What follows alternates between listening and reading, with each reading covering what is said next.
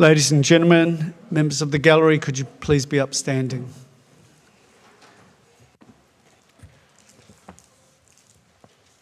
Welcome to the February Council meeting 2026. We'd like to acknowledge the land we meet on today as the traditional lands for the Kaurna people and that we respect their spiritual relationship with their country. We also acknowledge the Kaurna people as the traditional custodians of the Adelaide region and that their cultural and heritage beliefs are still as important to living Kaurna people today. We pray for wisdom to provide good governance for the City of Unley in the service of our community. Members will stand in silence in memory of those who have made the supreme sacrifice in the service of their country at sea, on land and in the air.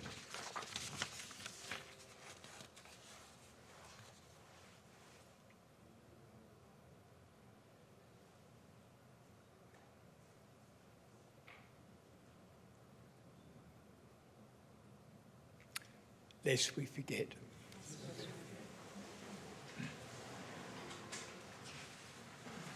Okay. We now move on to the next item of business, which is the deputations. Oh yes, here we go, wrong page. Apologies, Stephen Finnos is crook, he shouldn't be here, and thank goodness he's not. Chris Crabb is also indicated he's sick, and so he will be absent as well. Leave of absence is nil. Ask any members with a conflict on any item? No. Minutes of the ordinary council meeting held Tuesday the 27th of January. Thank you, Councillor Bonham. Councillor Manexki. Mover? Close. Those in favour? Unanimous. Thank you. Deferred items? Nil. Deputation to Suter Park, Denise Tipper. And Joan, if you want to sit up with her, you're welcome.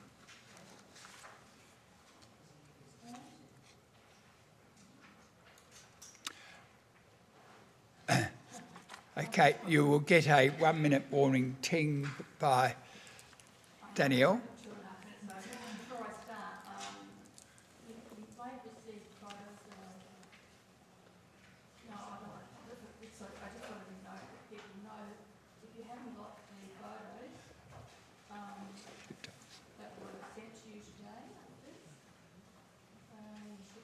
It's on the desk.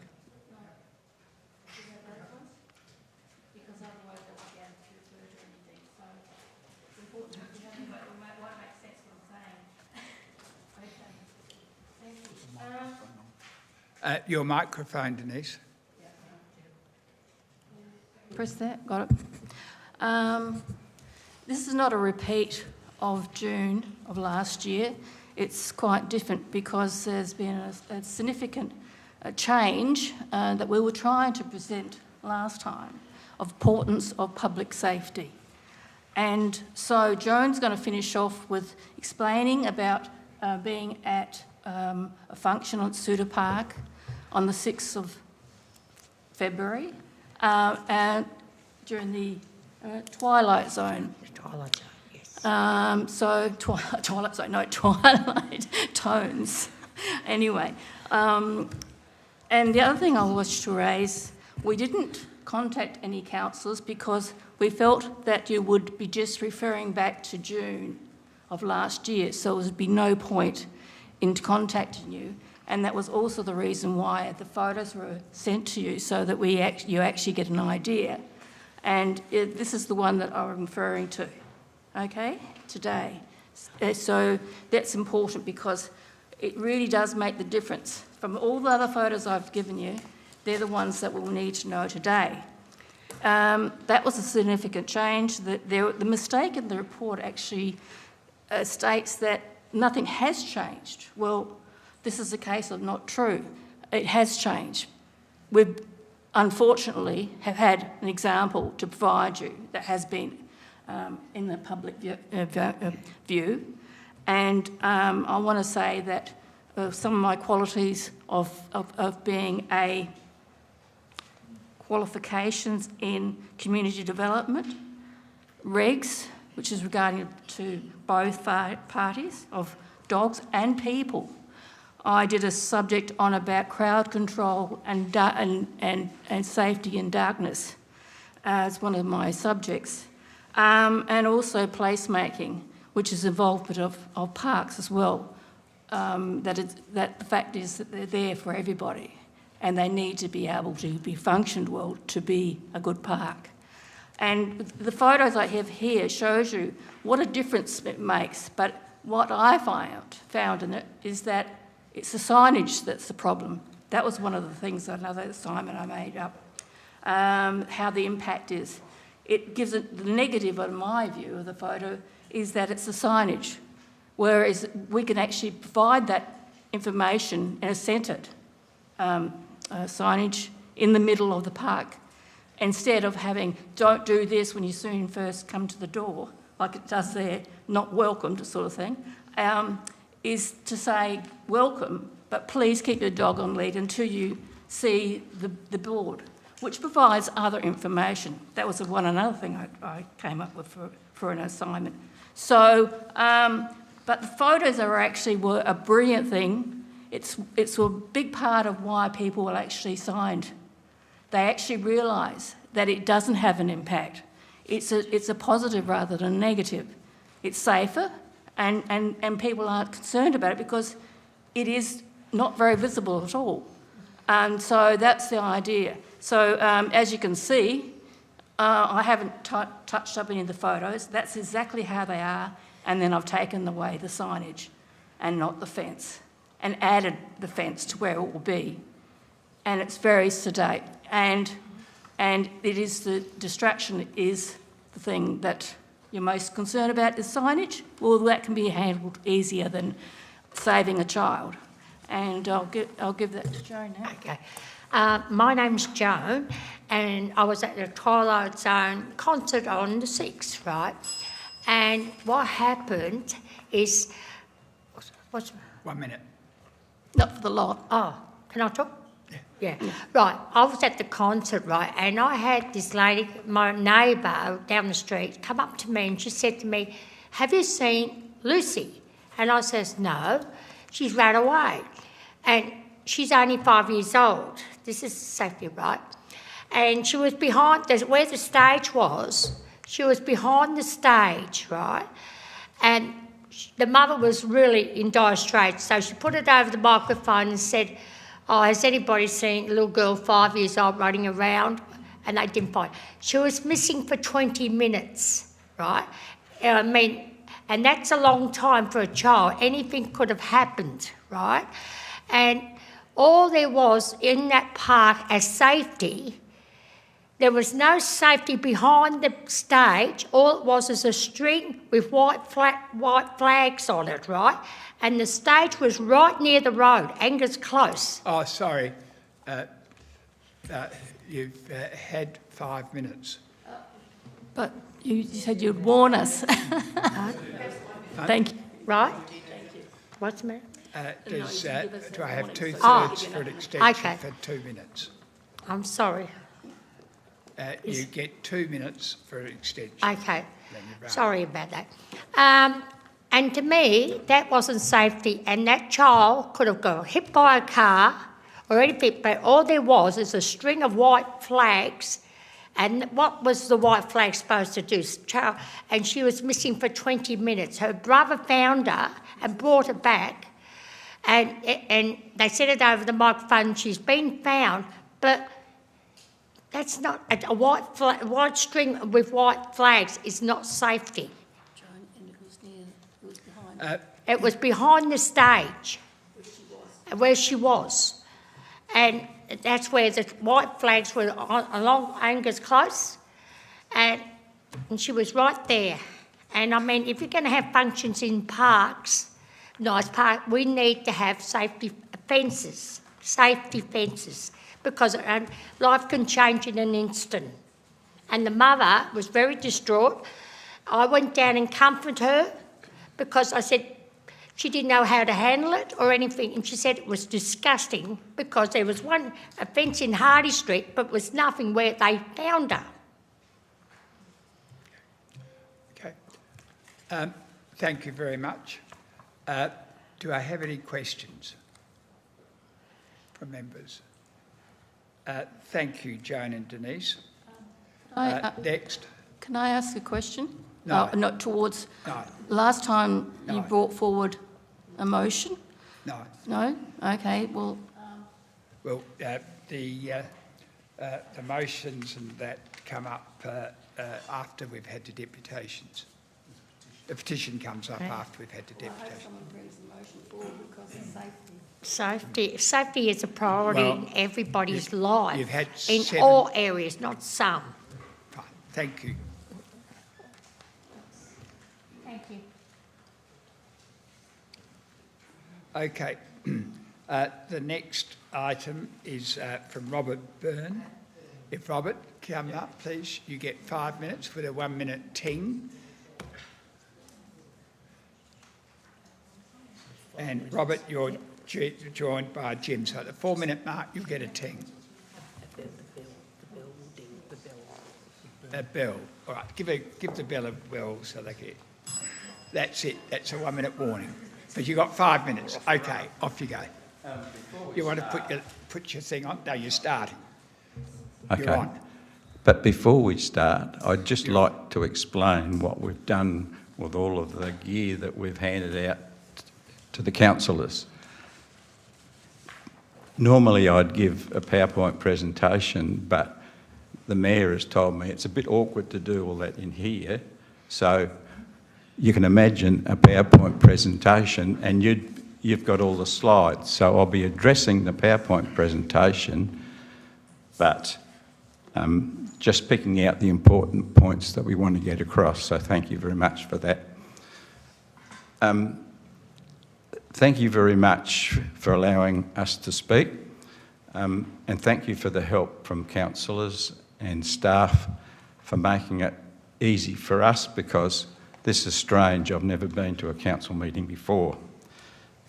Right, so the material you've got is the PowerPoint presentation. You've got the magazine of ageing in Unley, okay? And a letter that I got last night from one of the participants in the wellbeing bus trips. I think it was worthwhile including that because when Marilyn and I read it last night, we were both in tears at the end of it. So perhaps I'm a bit soft, but that's what happens when you get to be 83. Right. And I'd like to thank the people behind me who are all members and participants in the CHISP program.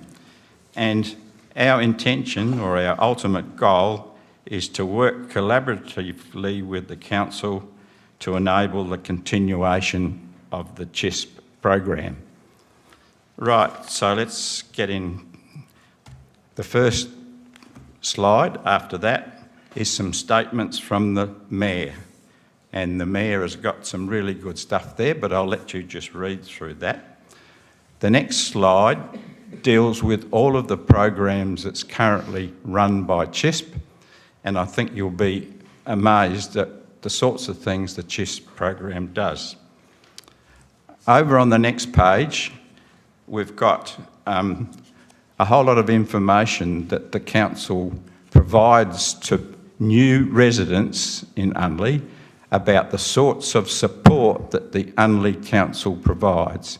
Now, personally, I think the Unley Council is one of the best councils in Australia at the moment for providing that support. They do an excellent job, and I'm a participant in that support. So they've got my full confidence and full support in that area. Over on the next slide, there's evidence and the numbers that are involved in the CHISP program and all of the participants. And there's some photographs there, so you can see that these are real happenings that we enjoy.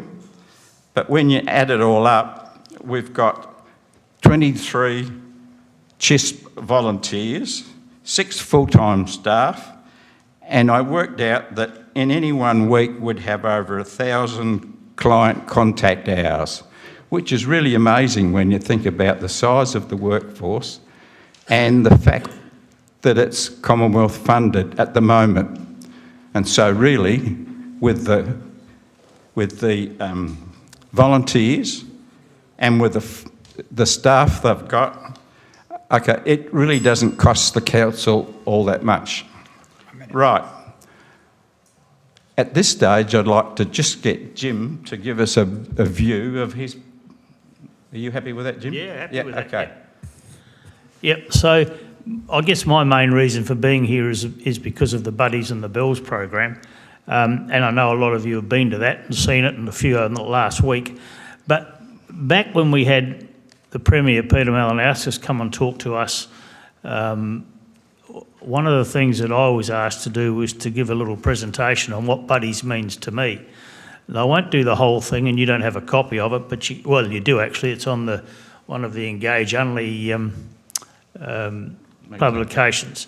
So, but I've been living in Unley for 71, nearly 72 years. Moved here when I was 4, moved away for a little time, but have come back and still live in Malvern, as did my parents. Jim, you've done your time. Right. Should finish off with your last sentence. Okay, 2-minute extension. Right. Can I have? Hang on, I've got to get 2/3 support. 2/3. You've got 2 minutes to finish off. So when I first started at Buddies about 3 years ago, I wasn't too sure what to expect, but it's been a revelation to me. And I'm not going to probably take the 2 minutes, but the thing that I feel about it is that I now feel that after that time, I've become a valued member and a friend to and of many of the crusty old buggers at Buddies. And let's not allow it to change. Wonderful men, wonderful friendships, and it doesn't get any better than this. Thank you. Okay. So we value the work that's done by the Adelaide Council and what they do for us ageing people. But there are some issues that we need to address, and the main issue that we need to address is the unintentional outcomes of the current Aged Care Act that could involve our councillors in serious litigation actions. Now... 1 minute. Oh, sorry, okay. This time you'll be finishing. So Right, okay. So we understand that, and if we were councillors, we would have probably taken the same decision as you guys made a while ago. But when we look around the place, there are councils in Adelaide, in Victoria, and in other states who've been able to address that situation and handle it, so they keep running the CHISP program. Our aim is to provide support and encouragement and help you overcome those problems. And we've got a fairly big task force and lots of contacts that can help with that. So our message today is when it's all said and done, it's what's done, not what's said. thank you. Any questions? Councillor Abid. Thank you, Worship. Now, we've got feedback. You need to turn your mics off at the top end. And yours too. Thanks. Now, that stops the feedback. Thank you, Worship. Just one question regarding the Buddies and the Bells breakfast. We're aware that you've submitted a petition about the Buddies and Bells continuing and the social wellbeing programs. So I know Jim spoke about the Buddies and Bells breakfast, but CHISP is going to end next year anyway. So I'm presuming you're keen for the social wellbeing programs to continue above all. Am I correct in that assumption? Yes, yeah, definitely, because we're we're keen for the whole program to go because we can see it's of value to the council. You know, it's over $1 million a year at this stage. And if I read it right, the Auditor General or the Office of the Inspector General of Aged Care supports the current CHIS program and is encouraging the government to extend it and incorporate it in the new arrangements and increase the funding. So I'm an optimist, as everybody knows, and I'm pretty optimistic that at the end of next year, in the middle of the year, when if we were running it, the funding would run out, the federal government is going to come up with some more funding and the same program, because they see it as a very cost-effective way of supporting the bulk of people on entry-level support. Now, we do an excellent job in the council, and in fact, I'd be promoting that this person comes over and has a look at the sorts of things we do and speak to us, because everybody that I speak to, and I've got lots of letters to give the Mayor, okay, really praise the council for the sorts of work it's done. Okay, I'm amazed at how it affects people's lives, and I suggest you read that letter by Wendy, because that really hit home to me what the council has done with its support. Thanks, Jim. Any other questions? Sorry, Councillor Palmer. Yeah, Bob, thanks for that.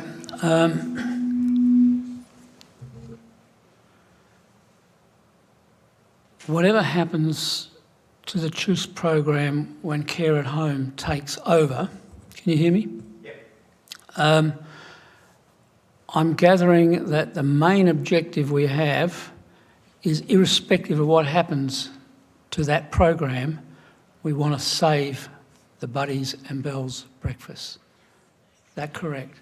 Yeah, definitely, definitely. It's. I believe that the council has a World Health Organisation endorsement on their social aspects of the council. It would seem to me that wouldn't be a good thing to lose. I'm not suggesting that it would, but retaining the Buddies and Bells, which is unique in itself and of itself, would be a great fill for the council, I think. Thank you. Councillor Brunetsky. Yes, look, I was wondering, Bob, you mentioned, you know, that you'd have backup and support to help keep CHIS going. What's the nature of the type of support you're actually talking about? Well, if you look at our age group and you look at the group of people we've got, okay, they're retired people like me and my wife, and there's a heap of us. If you just take Buddies, when we all attend, there's 50 people there, and if you have a look at their backgrounds, there's lawyers, there's a whole range of occupations, and I was surprised that they got the letter on the Thursday, I think, about the fact that the program was going to be dismissed, okay? On the Friday at Buddies, I've never seen 50 guys so stirred up and anxious to do something, and within a few minutes they'd organised a meeting with George Giannakis in the... Georgianis in the... Steve Georgianis. And they'd written a letter that he took to Canberra that went to the minister the next day. Now, the minister's secretary has told our people that the problem is due to the unintended consequences of the Act, and that the minister can make changes to that Act if he wants to. So we haven't got final written reply. I'm getting sidetracked, so thanks for that. Yep. I think you've answered the question. Thanks, Bob. And look, any others? Yes. Okay, thank you very much. Okay. Thank you very much for allowing us to speak. It was a bit rushed, but we got there in the end, so thank you very much. Okay, thanks. Next is Kate Barry and Francis Barry.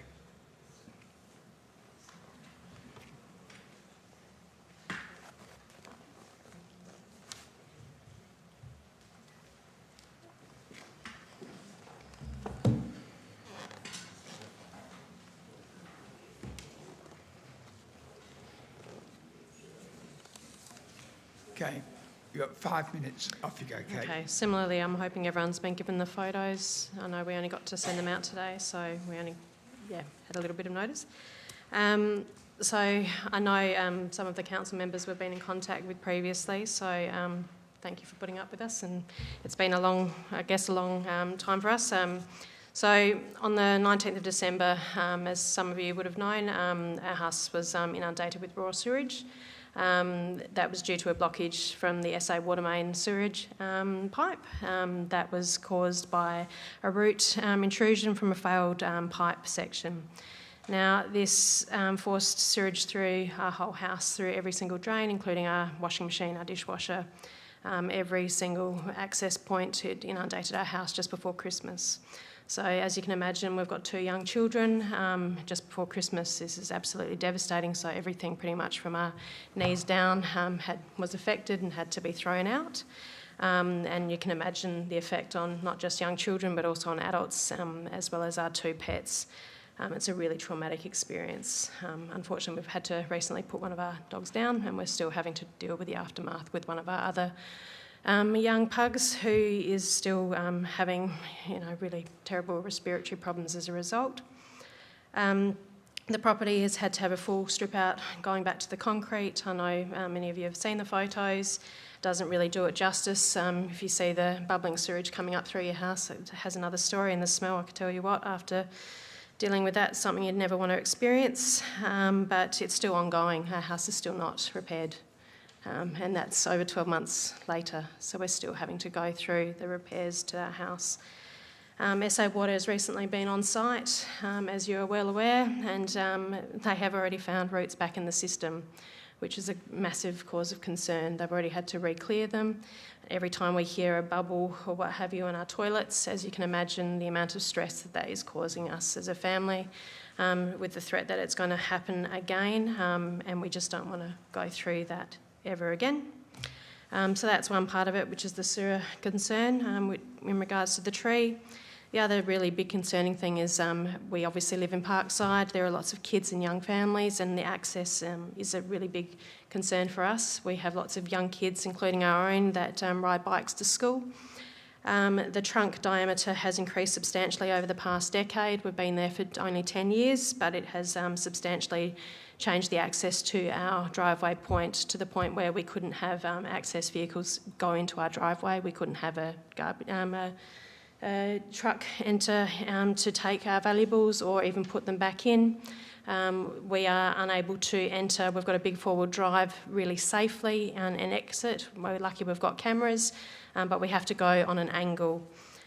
So during lots of reconstruction works, that's been a really big problem, and it's been quite problematic. As you know, we've got St Louise across the road from us, so that's always a bit of an access issue anyway, because there's always people on our road. The driveway is meant to be 3 metre clear access at the curb at a minimum, as per local government association guidelines, and as you note in the photographs that were provided, this is not the case.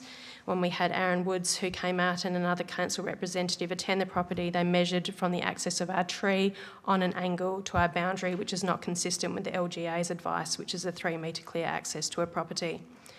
Now, the root system has repeatedly displaced the driveway and the footpath pavers, causing trip hazards, requiring multiple repairs at your expense, which is obviously a cost to local council ratepayers as well. Now, the public safety risk as well, we've had multiple branch drop incidents, notably a substantial limb failure which occurred shortly after a council arborist assessed the tree. 1 minute, Kate. And deemed it's the tree that was safe, and that was just at when we were meant to be taking our children to school. And you'll notice in the Waldman's letter as well that there has been ongoing issues with branches that have been dropped, and they are just the ones where I've been really annoyed and have contacted council, let alone the ones that I've put in the bin myself.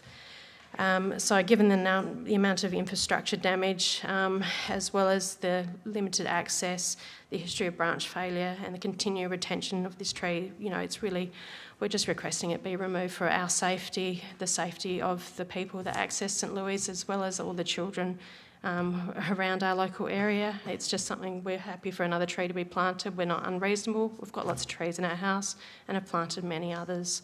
So I really hope that, something can be done to support us. Thank you. Thank you. Well done.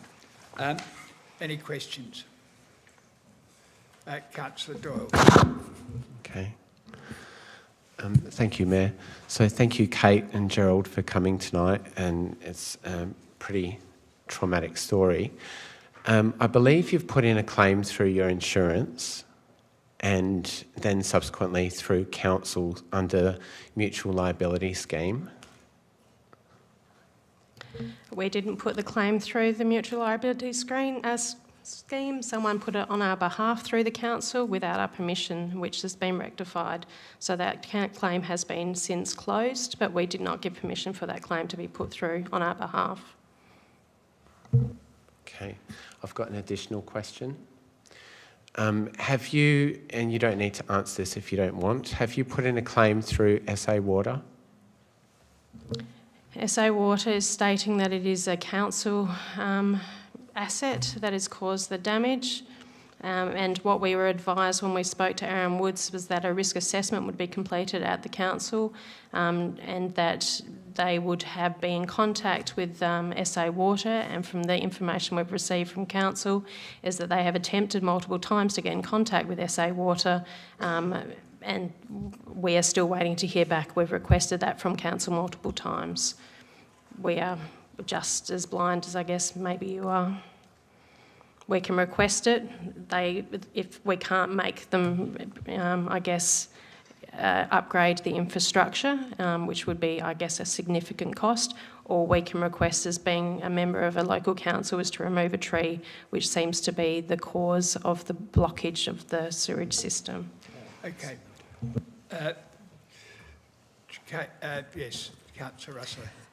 Just if you could qualify, you've stated that it was a tree root. From my reading of the reports that we've been presented with,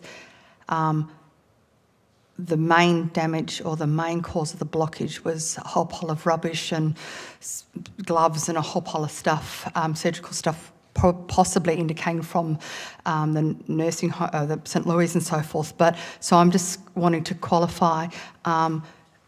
It's not just the tree that caused this particular damage to your property, and therefore, to me, it seems a major OH&S issue from that business. So, did you get the question? So the only information that we have got in writing was that the issue causing the wastewater overflow was noted to be a large amount of tree roots situated in the sewage connection to the property from a nearby tree on the footpath. These have since been cleared to restore the service to the property. And again, like I said, since then we have had them come out again stating verbally when they were last out that the roots have infiltrated again the sewage system. Thanks, Kate. Any other questions? Councillor Brunetsky. Thank you, Kate. I'm just wondering, when you got your response from SA Water, was that a formal response, as in a legal response? What kind of response? Sorry, I can't. So this was provided with to you. So we've requested multiple times, just like you have. Any other response? That's all we're getting. So from what I can understand and from what I've been told from Aaron Woods when he was on site, was that you guys would undertake a risk assessment if SA Water does not follow your request, that you would take a risk assessment as to whether the risk is greater for people within your council that this is going to occur again and the tree would possibly be removed under the risk of it occurring again due to that, for that reason. Was that the letter of the 2nd of January? Yes. Okay. So everybody's had a distributed of all the stuff. Okay, thank you very much. Next, a deputation on Tennis Millswood Tennis Complex redevelopment, Linton Francie.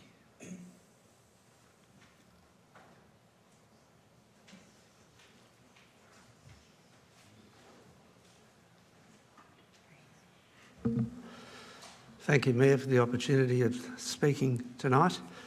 I'm speaking in my capacity as Manager of Major Projects for Tennis Australia on behalf of the Tennis Australia management team and the board and management of Tennis SA. I'd like to also thank councillors for last year confirming $400,000 worth of funding in supporting the Millswood Tennis Club project on 2 conditions. One was that we were able to secure full funding, and the second was that we met all the statutory planning requirements.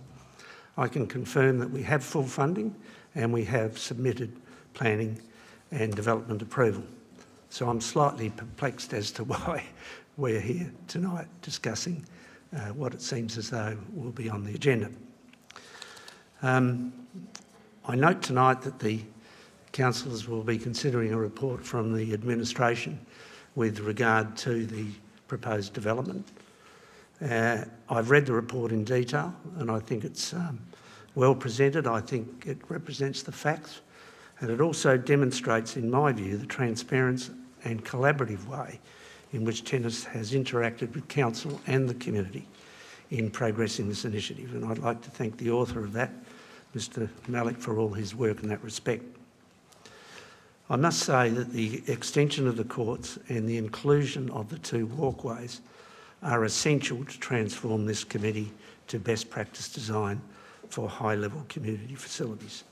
I'm sure, and in fact I know, that these were key factors in the decision by the Office of Rec and Sport and Minister Pearce to support our grant application.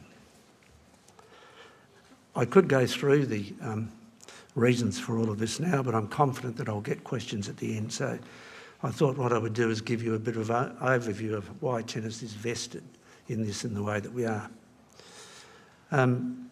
Tennis Australia and its state bodies are not-for-profit organisations. We receive no funding operationally from state or federal government. Tennis across Australia has 4,000 registered clubs spread over 360 local governments.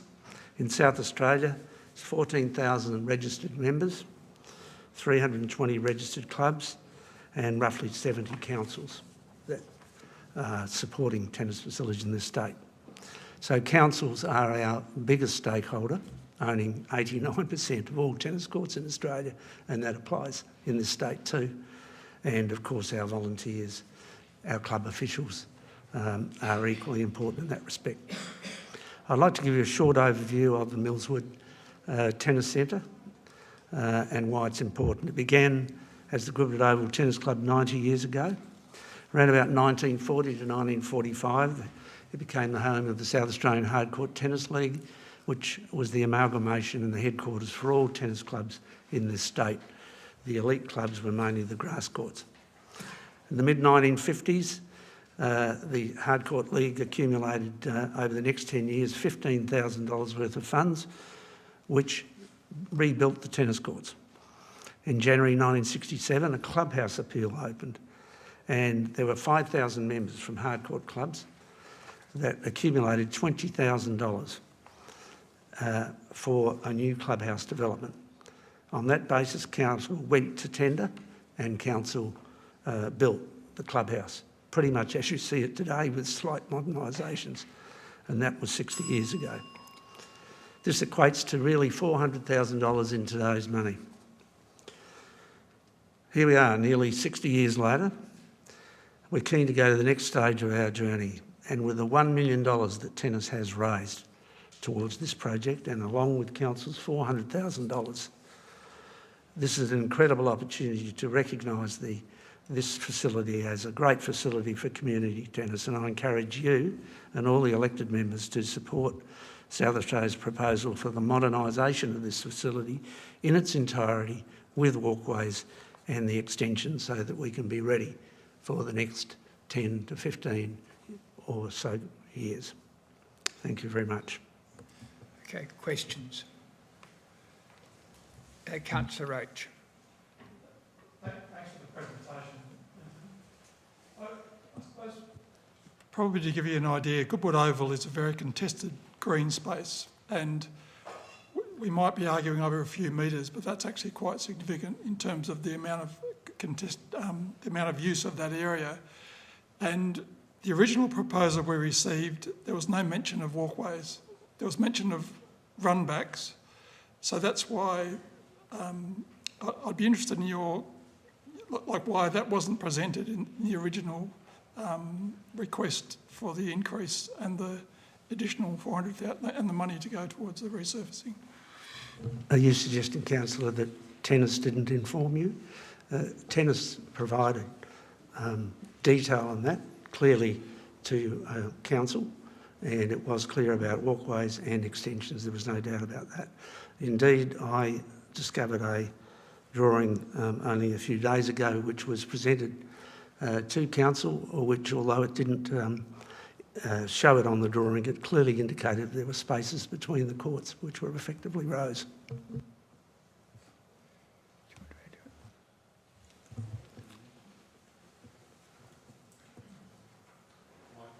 Yep, so Councillor Palmer. Linton, the walkways you just mentioned, how essential are they? What do they achieve, and what negative impact would there be if they weren't included? In other words, if the status quo was retained? Thank you. Let's go to the reasons why we've included them. In most modern facilities that we build now throughout Australia, and I'm involved in a lot of those and some overseas, and particularly in this state, I can quote Playford Tennis Centre, West Lakes Tennis Centre, Memorial Drive, West Lake Shores and Littlehampton. We have built walkways between the rows. It provides viewing, provides access, it provides improved safety where children are involved. If you look at the present layout of the Goodwood Oval and you're in that courts, the Millswood courts, and you're in the clubhouse and you want to actually get to the eastern courts, you've got to go through 4 courts, balls flying up to 120 k's an hour with people serving these days, and no way of parents, coaches, children or interested spectators or any member of the community from actually observing those from what I would call community areas. There was a suggestion to me that perhaps people could accumulate out on the footpaths. I didn't think that was a particularly positive suggestion. So it is modern practice to do that, and we find that with the reduced... we have very limited east-west footprint at Millswood. We can't expand the courts. So between the courts, we can't create walkways. So the only way we can do it is to do it at the ends of the courts, or reduce the number of courts, which would be a negative impact overall. Thank you. One other question. Is the government funding contingent upon the inclusion of walkways? When we presented this to government, and it wasn't just a bit of paper that went forward, there was many months of discussions at high levels about tennis in South Australia, about the economic benefit that Memorial Drive brought and the extension. This is a Tennis SA, Tennis Australia facility, and they wanted best practice in community tennis court design. We will always indicate that walkways where it's possible a priority, and I believe that that is what the government and the minister is expecting to see as part of the funding package. Okay. I'll come back. I'll finish. Is your final question? Okay, fine. And then I'll come to Councillor Bonham. I'll tell you what, let Councillor Bonham do it because I've... Okay, Councillor Bonham, you're on. I just want to explain that the first time we saw the detailed design for this was when we saw the application that was going to our council assessment panel. So this is really our first opportunity to actually look closely at the detailed design. My question is, on some of the information that you've provided, there's actually seating in the walkways. Am I right to assume that that's not going to be put in place? Look, it's fair to say that at some point, some of it was an artist impression when this was originally presented. To have fixed seating may not be practical. To have shade is a different matter. So that's not the primary objective of the walkways, but it's very important when we do the walkways, we consider what's necessary in terms of wheelchairs passing, prams passing, and 2 metres turns out to be right. If we had a fixed seating right in the middle, that would create a problem. So I think you're on the mark. We would consider shading at some point if we could afford it, but it's not an essential part of the proposal. Thank you, Okay, Councillor Bonham. That was my question. All right, you got 2 for 1. Any other questions? Staff, do you want to make a comment about? Thank you very much. Through the Chair, just wanting to clarify the issue of the walkways and the timing between when the plans were submitted and what was put to Council and what was included in the consultation process that was undertaken for the overall precinct information that was done late last year. The very original proposal by Tennis SA was to expand the footprint of the courts by approximately 12 metres. Following further considerations, particularly out on site, that was reduced down to approximately 9 metres. That included the viewing areas and the walkways.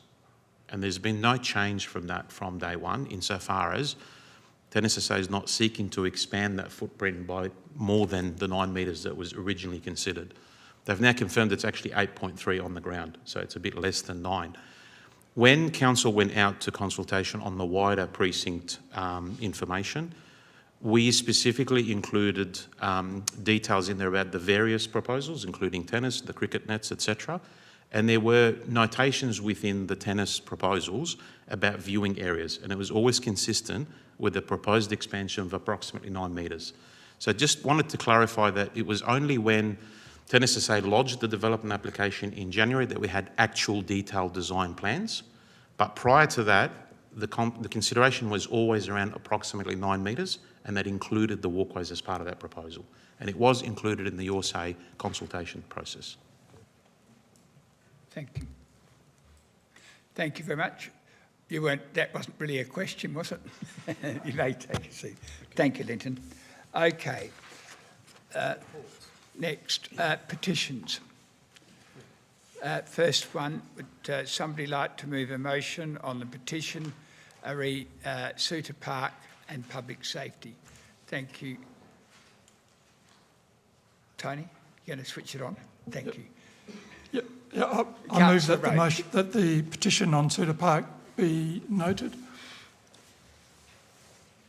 Sorry, the motion is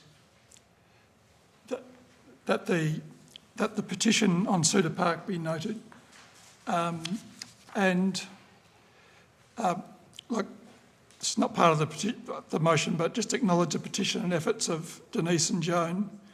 But we recommend to the council that we go out to public consultation following the March draft dog and cat management plan for any changes to the fencing in. Is that a motion? Have you written it down, Tony? No, I've just got... Would you like to write it down, and then we'll go and leave that one and come back to the motion, and we'll do the other petition first. You write it down. I can then do give it. a copy to what you're proposing. We'll come back to it. Okay. We'll move now to the second petition while Tony writes a motion. Sorry, can you just wait? Sorry. We could wait.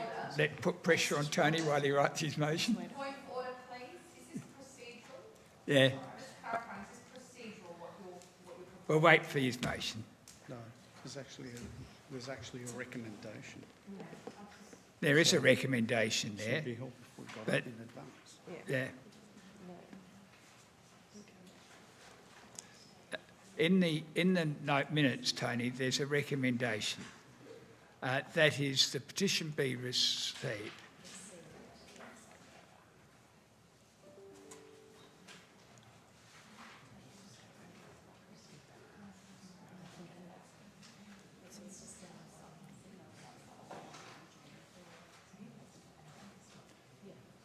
So this is a motion without notice. Yeah. So it's your discretion as to whether you accept it or not. But It doesn't have anything up. Okay, are we right? Good.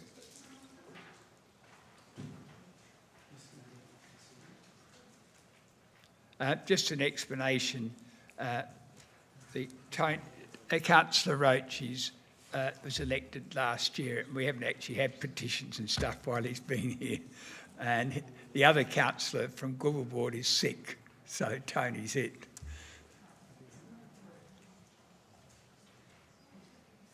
And Suter Park's in Goulburn. Okay. Tony?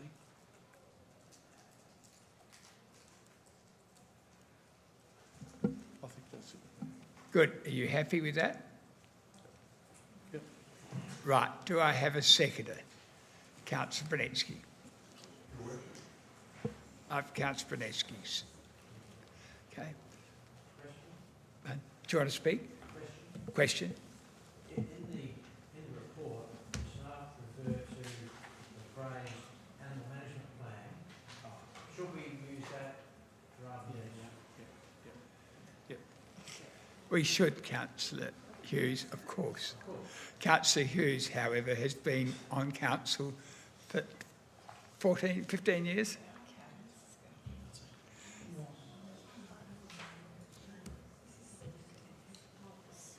Okay. We're right. And we've got to move it. We've got to second it. Sorry, just go. Sorry, just a question. Sorry, through the chair, if I may. The new plan will be called a dog and cat management plan. So the old plan is called an animal management plan. So the original motion was correct. Oh, well. Hang on. This is silly. We're not going to spend a lot of time on words which are changing. If that's what the original one was, and that's one that you gave me, we'll run with the original one. That's it. So we've got a mover. We've got a seconder, Councillor Brunetsky. Do you wish to speak, Councillor Brunetsky? No.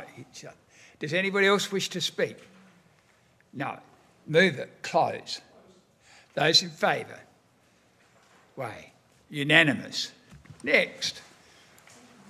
We've got a petition about the continuation of the Buddies of Bells breakfast programs beyond the cessation of SHIS funding 30th of June 2026. Councillor Rabita, are you ready? Councillor Palmer, you're moving it. Yes, I have an alternate motion.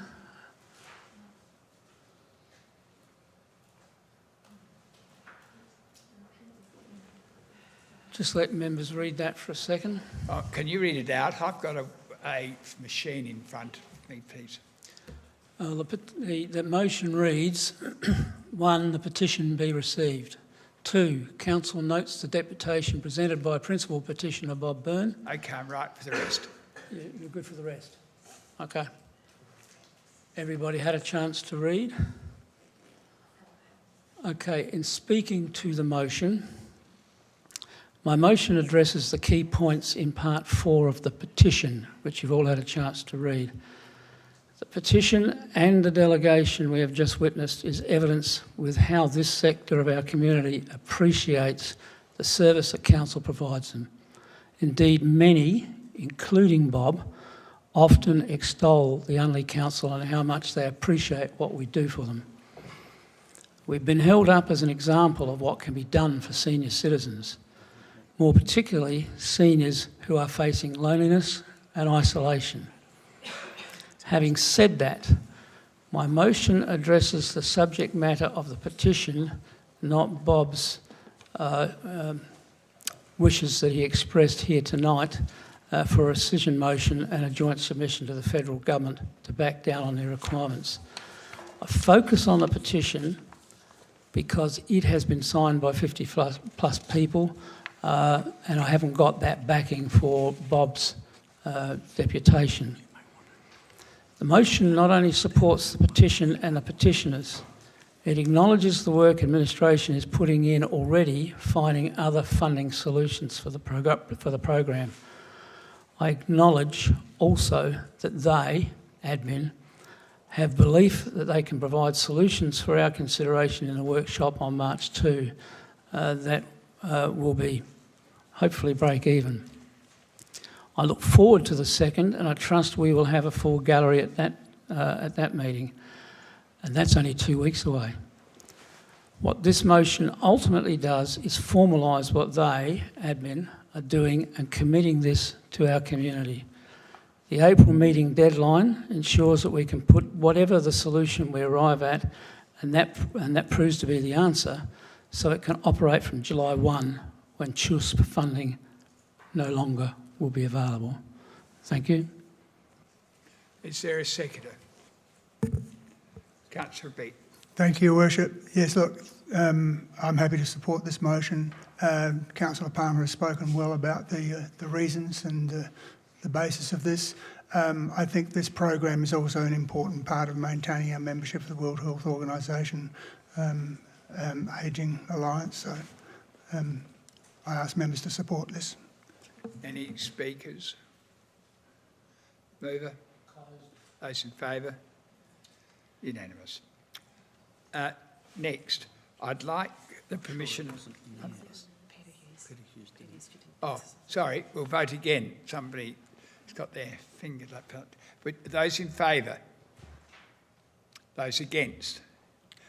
Carried. Sorry, I thought that was a... division is called for. Those in favour, please stand.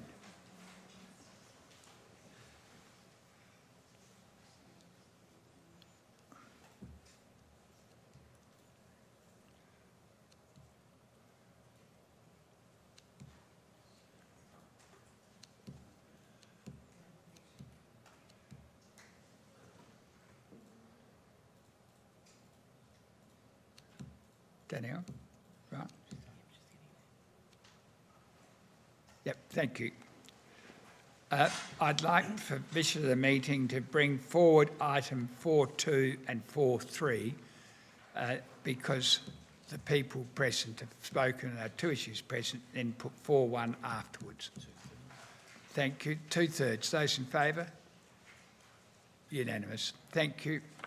So we're now moving on to item 4.2, significant tree removal request 34 Forest Street, Parkside. Foster. Okay, I've got Councillor Bonham. Would you like to put your motion up? I must say I've seen some of these motions beforehand and it's helpful to have done so. So if we just put the motion up. I think it came in this afternoon, Councillor Bonham. Well, I saw it this afternoon anyway.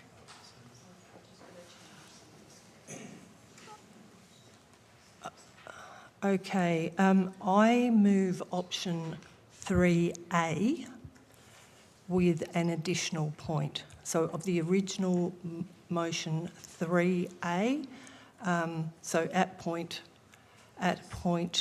4, that should be A.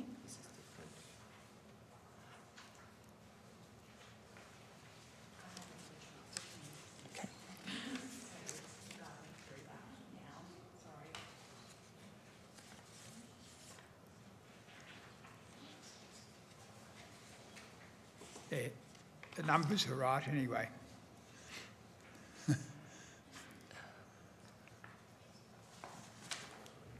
So that should be to co-share the cost with SA Water to the maximum amount of 41,000.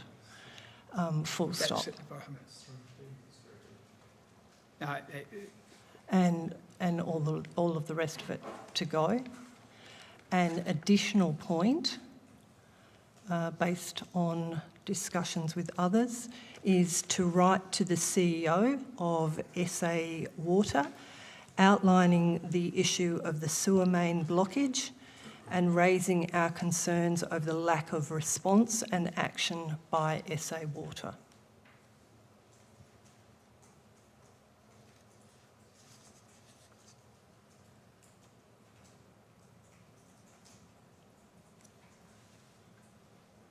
good.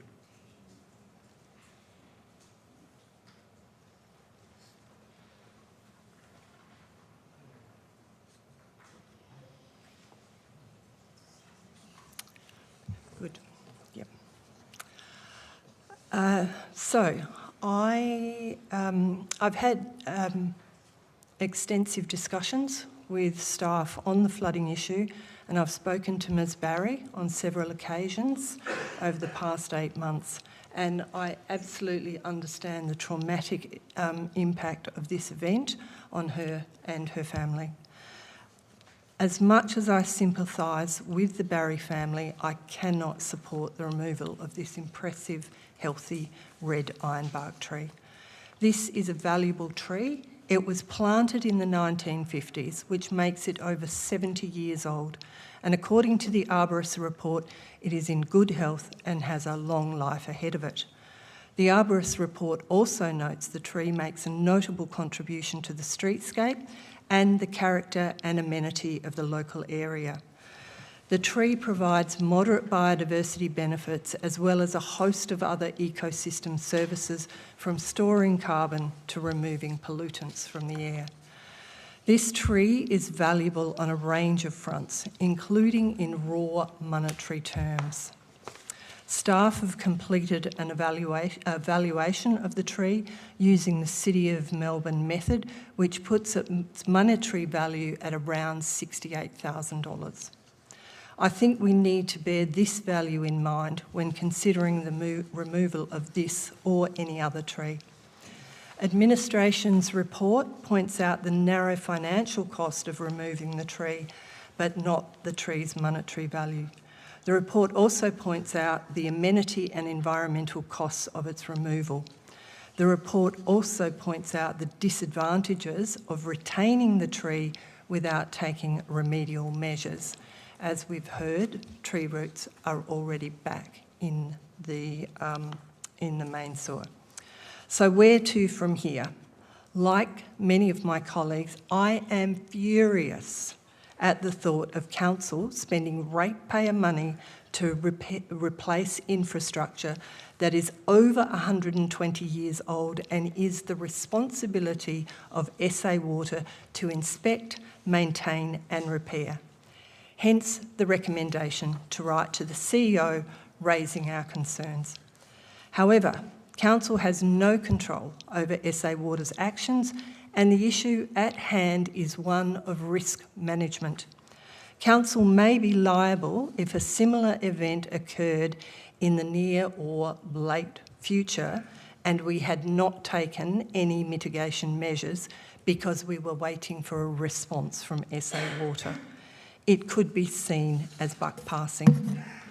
We have had an exceptionally dry summer, so tree roots may follow the water gradient back into the sewer, as we've already heard. This is compounded by the problem of people putting inappropriate items, gloves, masks, etc., into the sewage system, which could see a repeat blockage while we wait for SA Water to respond and act. Hence my proposal that council work with SA Water to joint fund the necessary work to minimise the risk of a future sewage flooding event. I'm persuaded that it's prudent to limit our financial contribution, to make it clear to SA Water that we will not commit future funding to infrastructure that is their responsibility. I understand that this is not the outcome that the Barrys were hoping for, but Council and Unley residents pride themselves on our leafy suburbs and the ecosystem services our trees provide. We are duty-bound to do everything we can to retain our trees and minimise any risks they pose. Okay, seconded, Councillor Doyle.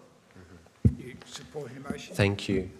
I'll support this motion as well. Do you wish to speak? Or? Yes, I do. Thank you, Kate, for your deputation, and just wanted to express sympathy for what you've been through. It's a horrendous experience, and the only word really for this is catastrophic.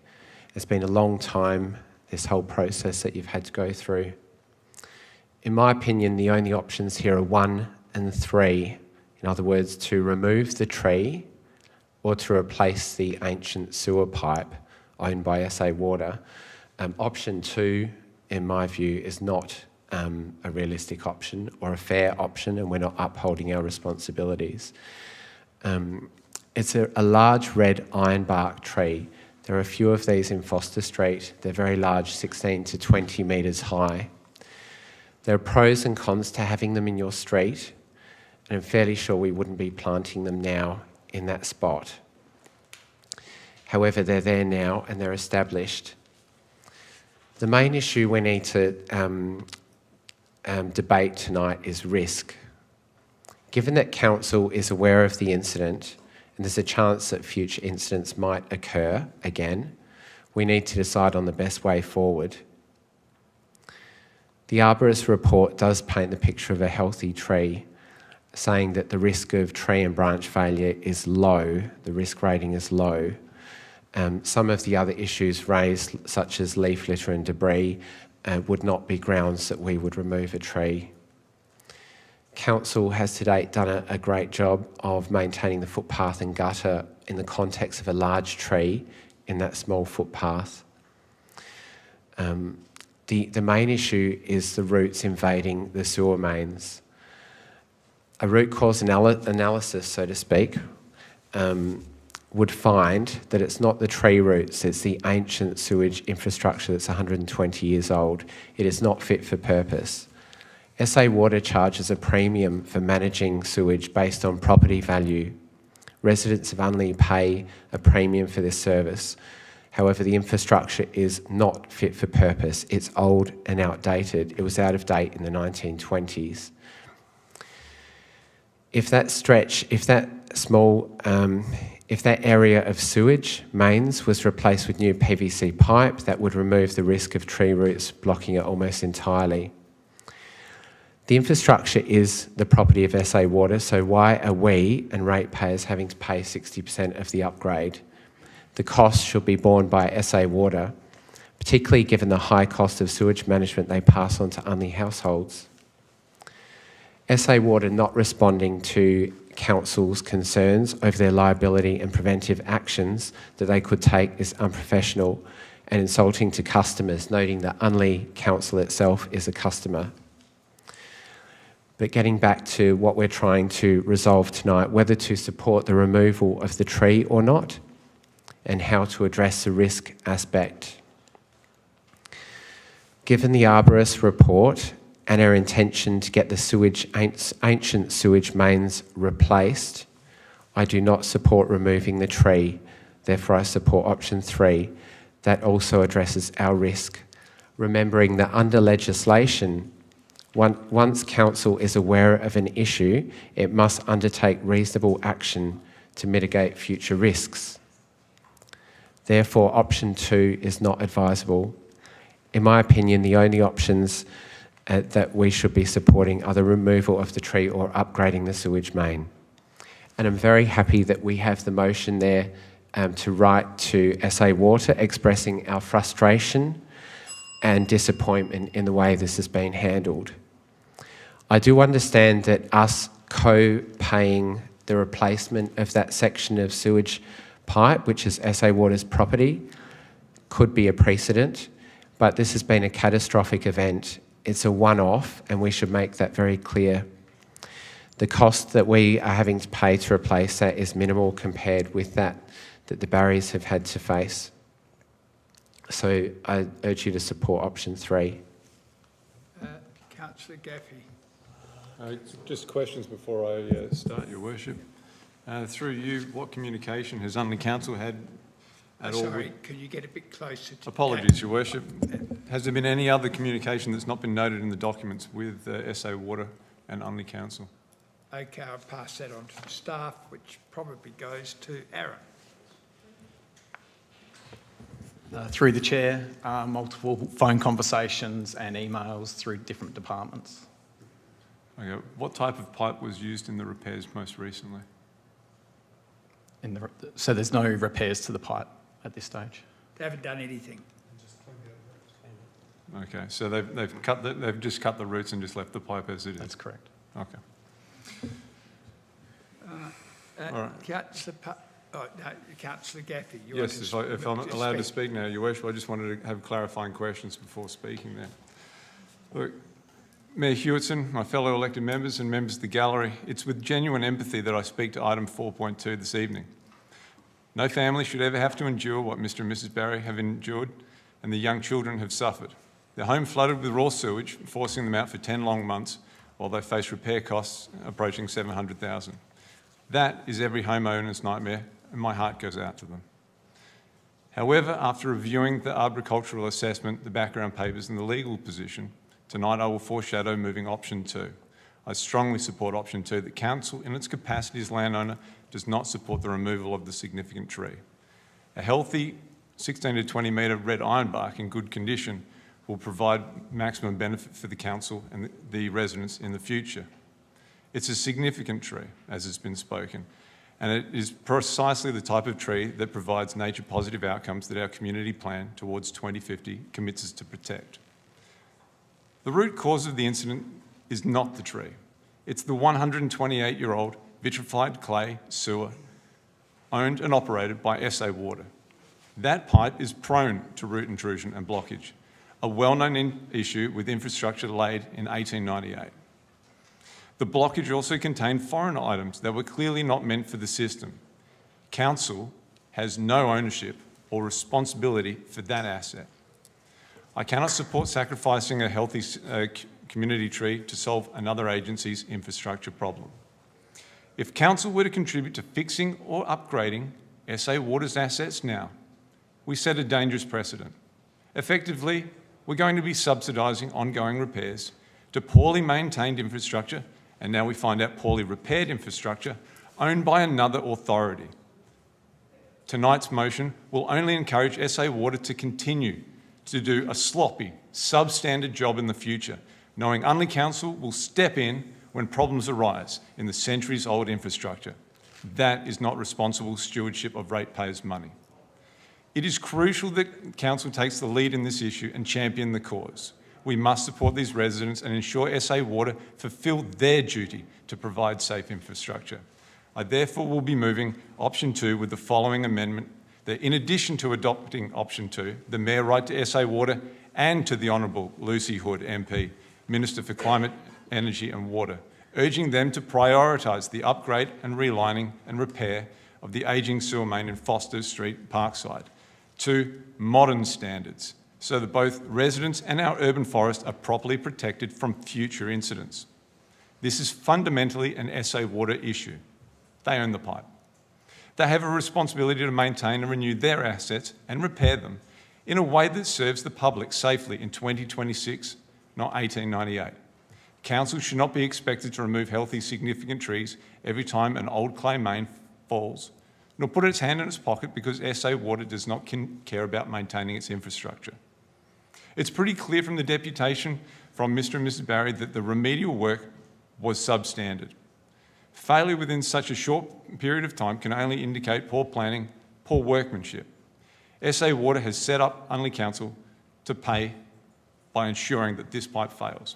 Make no mistake, this is not the last time we will be expected to pay for SA Water infrastructure. because we, Council, are an easy touch. Elected members supporting option 2 upholds our environmental commitments, protects ratepayer assets and sends a clear message that other agencies must step up and must maintain their own infrastructure.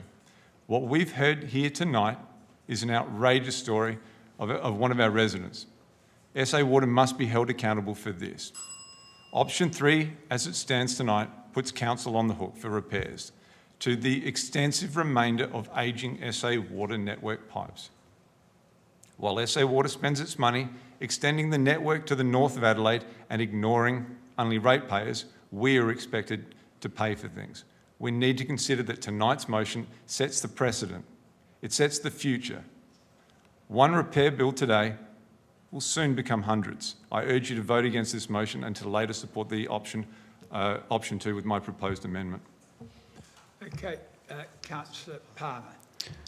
I concur with Councillor Gaffey. I have a real problem with this. Sharing the cost with SA Water is an admission of liability on our part, which opens up Pandora's box. That makes me quite uncomfortable, particularly given our trees' roots have not been assessed in the report as contributing to the issue ahead of other identifiable primary contributors. My concern focuses on what would have happened had SA Water's infrastructure complied with today's standards.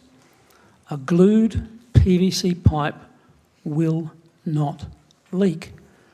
Given this, the roots of our trees would have been unlikely to have invaded that space. Unless this happens, the chances of other trees, if not already, can and will attack the same joint or others nearby. As I see it, this is a case for the state authority, in this case SA Water, because they seemingly have failed to monitor their drains for blockages and, if our tree has contributed, to avoid leaking and therefore attracting those tree roots. I'll be more than happy to second the motion that Councillor Gaffey is talking about, should it get to that. Councillor Russo, are you for or against the motion? I've actually got another question for staff. Question. Just quickly though, I am very concerned that, yes, we are talking about the tree, but when this report clearly states that the blockage is attributed to many numerous foreign matters observed in the soil, which to me, surgical gloves, medical masks, paper products and other materials, possibly, I don't know how we categorically assess that it's from St Louis' home, but that would be a pretty clear indication. Where's their accountability and responsibility in regards to an occupational health and safety concerns? Because if this behaviour continues, I think that's totally unacceptable as well as what's being put down the pipes that by this thing it seems that is a major contributor to it. So I'd be interested to know in regarding to the behaviour of St Louis in regarding to the disposal of materials, whether that will be addressed along with this, because as far as I'm concerned, that behaviour needs to change. Have they been spoken to, and has this been brought up to their attention as a possible occupational health and safety issue?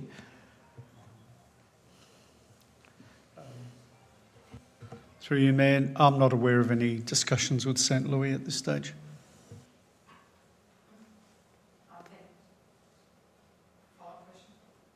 Yes, you may have a follow-up question through the chair. Somebody's got a light. Sorry, Michael. Councillor Abbott.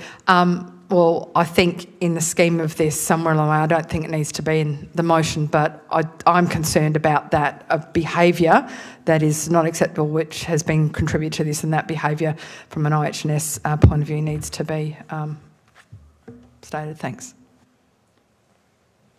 Councillor Rogers. Question through the chair.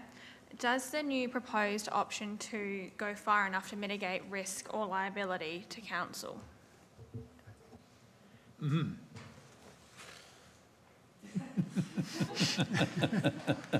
Daniel.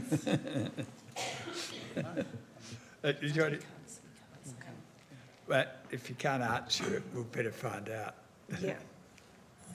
Through the chair, it's a very difficult question to answer in terms of the liability. If it were known, we would have that information, but we don't. Sorry. The chair doesn't understand the answer. I do apologise. Could you just explain it so at least I understand it? So are we liable or not? Only a court can determine the extent of liability. We're not in a position to know what the extent of council's liability could potentially be in these circumstances. Okay. Okay. Yes. There we go. Through the chair, in the close dealings that we have with the local government mutual liability scheme, it's always made crystal clear to us that the issue before council is taking reasonable action. Whether we're liable for something that occurs or not is dependent on a whole raft of different reasons, circumstances, etc. As long as the council can demonstrate that it has undertaken a robust process to come to a conclusion, that will always be considered as reasonable action. Whether then they're liable or not is a different conversation, depending on the circumstances of the individual incident. Thank you, Claude. I understood that. Michael. Councillor Beat. Thank you, Worship. No, I can't support this motion either, and I would be prepared to support Councillor Gaffey's motion. Again, my concern is the fact that this could set a precedent and it opens up the floodgates to potential payments by council for infrastructure that is not our infrastructure and not our responsibility. Okay, is there any new points of view? Councillor Breck, you got something new? I've got a couple of questions. Okay. Do we have any concept of how big or how much bigger that tree is going to become? You may not be able to answer it. Unsure?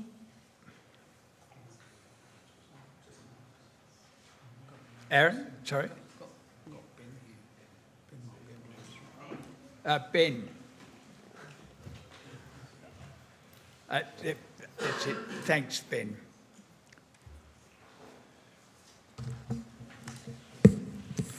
Hi, through the chair. I would expect that tree's probably reached, having been planted in 1950s, that's probably reached as its height and size, and it's probably not well on its way, but it's reached that apex, and it's probably on its way down from there, I'd say. I don't think it'd get too much bigger at all. How long do those trees live? In a streetscape environment, where it's outside of its natural environment, we don't consider that they will last anywhere as long as they might otherwise. To suggest that it's lived as long as it has is quite extraordinary, but it could. I would suggest there's at least 20 years left in that tree, and probably more. Now, I say that given its condition today, because it's a living and dynamic creature, and anything can happen tomorrow. But it's a very healthy tree. Thank you. Another question. Is our contributing to the fix of the pipe likely to be seen as an admission of liability? Does anybody want to take that?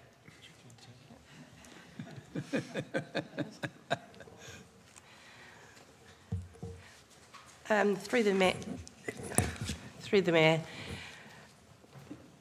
it is, with all of these types of matters, there would be an agreement that it is without an admission of liability. It's usually agreed on commercial terms to come to an agreement. So the short answer is no. Understood that one. Okay. Any other speakers? I've just got... No, you got a question? I've just got a question. He's allowed to ask a question after speaking. Yep.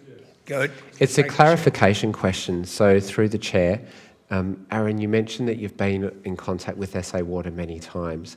However, I think that's through the third party part of SA Water, rather than we've still got a lack of response regarding the liability and risk issues from that part of SA Water. So I just wanted to confirm that. Yes, that's correct. Yep. Okay, mover. Okay. As we've heard, supporting this motion, paying a contribution to the replacement of the PVC pipe or putting in a PVC pipe is not an admission of liability. But doing this, it is a risk mitigation measure, and we really need to stress that. It's about risk mitigation. We've already heard that the tree roots are back in that pipe, so in that sewer main. So there is actually a real and present risk of blockage and flooding to reoccur, particularly given that we've already, when this was first explored, there was already gloves, masks, etc. within that sewer pipe. So the combination of those factors, there is quite a serious risk there. So we could wait around to hear from the CEO of SA Water whenever they get time to respond to us, or we could contact the responsible minister who, given that it's caretaker mode, may or may not be the minister in a month's time or so. I am aware, I was at a CAP meeting where St Louis, the nursing home, applied for an extension, made an application on another premise. And the issue of the sewer main was raised at that meeting. St Louis representatives heard the concerns raised by Kate at that meeting about the inappropriate disposal of masks and gloves.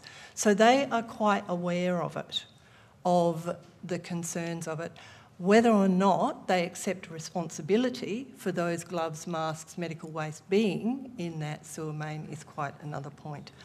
I think we do. I don't like the idea of council paying for the replacement of a pipe that is SA Water's responsibility, but we do run a very high risk if we don't act very promptly, that we will, if this occurs again, we will be held liable for not responding and simply being seen to abnegate our responsibilities here. So I urge people to actually support this very urgent action. Okay, those in favour? 1, 2, 3, 4, 5. Those against? 1, 2, 3, 4, 5. I'm therefore going to call a division. Those in favour, please stand.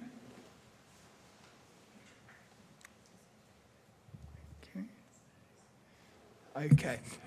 Now, what I'm going to do is I'm going to vote against the motion, but not if it's re-put a second time. I'll be supporting it. I want a majority decision by preference. So I'm going to not support at this stage. I'll allow another motion to get up, and if it doesn't get up, I'll come back to this one. So the motion is failed. As I can, I've done it. You needed to exercise your casting vote first. Yes, I'm exercising my casting vote against the motion, but it doesn't preclude the motion coming back at this meeting. If it came back another time in this meeting, I will support it because we need to act. Okay, Councillor Gaffey. Option 2 with the amendment that was sent to Danielle today. Okay. Is there a seconder for the motion? Councillor Palmer, you've indicated. You've both spoken to it. No, this is a completely Yes, new I motion. understand. Do you wish to speak? No, Your Worship. Do you wish to speak? Okay. Is there any other speakers? A question of the mover after I've seen the motion. Okay, point 5. We do those things. I would like the mover and seconder to consider point 6, and we would say simply, the Mayor issues a media statement about this matter. Agreed. Okay. Agreed. Okay. Yeah, I'm pretty disgusted with it, actually. It's appalling.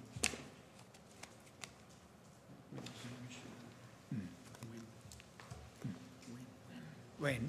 I'll do that ASAP. You've got to get in touch with do that tomorrow. Okay, any other speakers at all? Yes, I'm very keen that this motion passes with the addition of point 6. I think we need to highlight the plight of the resident and the quandary that we are in and should not be in. And so I urge people to support this motion. Okay, those in favour? No, can I? Oh, sorry, no speakers. Who's next? Councillor Doyle, your light. I'm solid. No, I can't support this motion as it is, and the issue is because there is no timeliness. It's not acting. Would the mover consider putting a time factor in there? So if we don't resolve the matter within 3 months, then we reconsider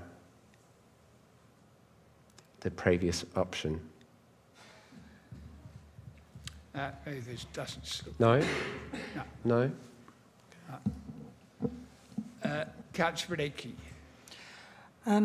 Yes, I'd like to speak. Look, I understand the concerns of the residents, especially if there's no blockage in the property connection itself. Raising the tree, I think, generally the Chamber agrees that that is not an option.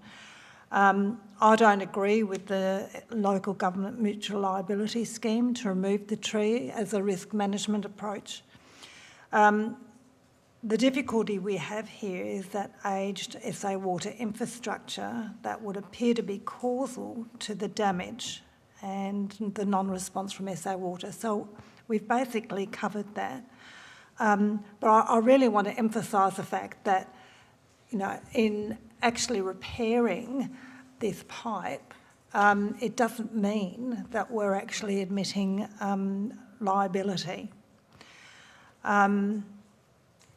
But regardless, the position we find ourselves in now is the risk of somebody going through the same issues again with sewage backup, and we're having the same problem, they're having the same problem and footing a bill yet again. So I think that it places the residents in a really invidious situation.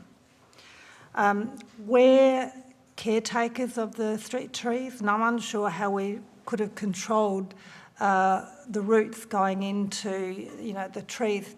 Can't control the tree-seeking behaviour of roots seeking water and entering cracked pipes. So when and I do apologise for not reading the email earlier, but that was from the email that was raised by Mrs. Barry. That was from the customer care people, and the information in there was actually wrong. There was all this other medical waste that was in there as well, and to say that the tree roots were causal again is wrong. I just cannot accept that kind of email coming from an organisation like that. It's a complete abrogation of responsibility. So, look, I think that we should do a repair. My view is that we should pursue repayment of what we had paid through SA Water. We should vigorously pursue the CEO of SA Water to actually make good on something that is a responsibility of SA Water. So I think that, and if that fails, I think when we're through caretaker and the new government is elected, then to pursue the matter with the relevant minister. Councillor Bonham. I think this motion as it stands is open-ended. It could be months and months and months before we even get a response from the CEO, just because we ask them to attend to it as a priority or urgently. They haven't listened to us so far. So why are they going to listen to us just because we write them a letter saying, please prioritise it? So I certainly won't be supporting this motion as it stands. Okay. We've got Councillor Rogers. I'm happy to... Russo first. Oh, sorry, Yeah. Councillor Russo.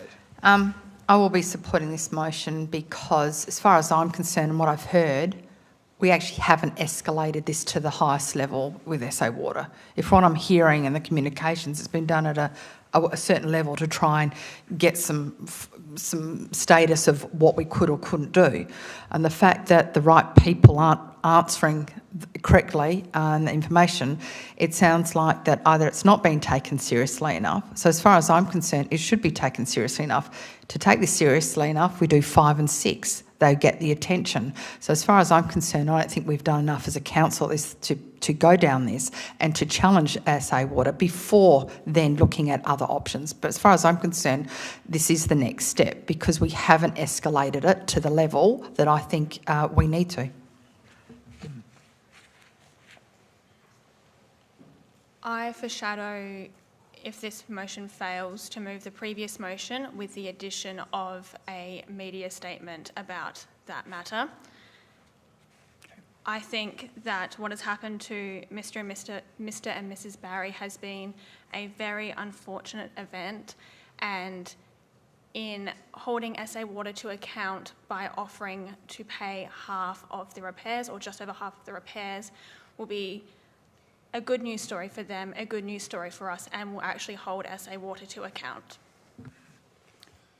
Am I allowed to move an amendment to the motion? Because I haven't spoken to it. I'm allowed to? Because I want to put in a 7 there, and that in 3 months' time, the previous motion come back to the council if it's not resolved.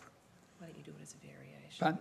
Why don't you do it as a variation? A variation, if the mover will accept that, but he wasn't very happy before. I'll try it. Could I put a variation to make a statement about this matter, and that if the matter is not resolved in 3 months, the previous motion is to bring back to the chamber. Happy with that? Can you put that sort of idea down there in your words, and I'll send it a go.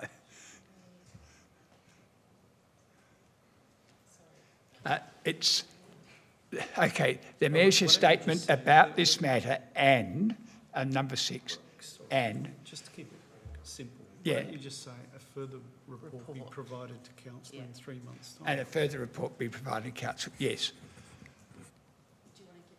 In 3 months' time. Yeah, I'm happy with that because that means we resolve it, and I'll give notice that I will support that motion if this doesn't work. I should speak to it since I'm putting it up as a variation. The reason I particularly like the approach is that we're actually raising it with the Minister directly, who's responsible for the department. And this is an absolute appalling disgrace. And Lucy would have no idea that this has come up. The department wouldn't have raised it. It should come from the top down after what's been dealt with. And I agree with Councillor Brunetsky's comments about the letter that was sent, which I quoted the date of, which was confirmed. Not happy. Okay, Councillor Bottom. Question. If this came back, then my understanding is you can't put the same motion twice within 12 months. So we've already rejected the previous motion or people in the chamber have rejected it. So how could we then put that same motion again? You could deal with that. It can be dealt with. And besides, I gave notice I was happy to support the other if I didn't get a resolution. This deals with the person that Councillor Russo, I agree with, that deals with at the ministerial level to bring it up. it puts a time thing which Councillor Doyle was concerned about, of a lack of a time thing. We raise it in the media situation because the problem is not just about this particular pipe at this location, it's the future of our city and the pipes there. We had the same thing going down King William Road until we replaced the pipe at the bottom. So it's a serious issue. Okay. Now, any other speakers? I've said too much, I've interfered too much as a chair, but I've listened to the debate. And I'm pretty proud of the debate, to be honest. I think you've all spoken well and coherently and in a manner that makes sense. Okay, who's the mover? Jack? Yeah, Councillor Gaffey. Thank you, Your Worship.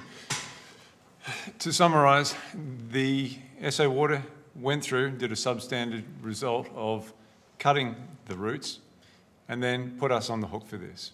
They didn't repair the pipe. They cut the roots and wondered what will happen next. Would a tree push its roots into an open sewer pipe? Would there be enough things for it to grab so that it could grow bigger? Surprisingly, it has. This motion says that it's SA's water responsibility to sit there and fix this, not to do a substandard job and get us to come back and put our hand in our pocket. It's time for them to do the job. Those in favour? 1, 2, 3, 4, 5, 6, 7. The motion is carried. Thank you. Okay, next. Next item is the 4.3 tennis. Councillor Palmer emailed me.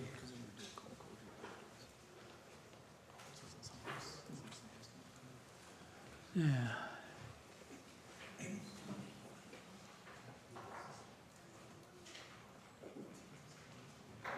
Okay.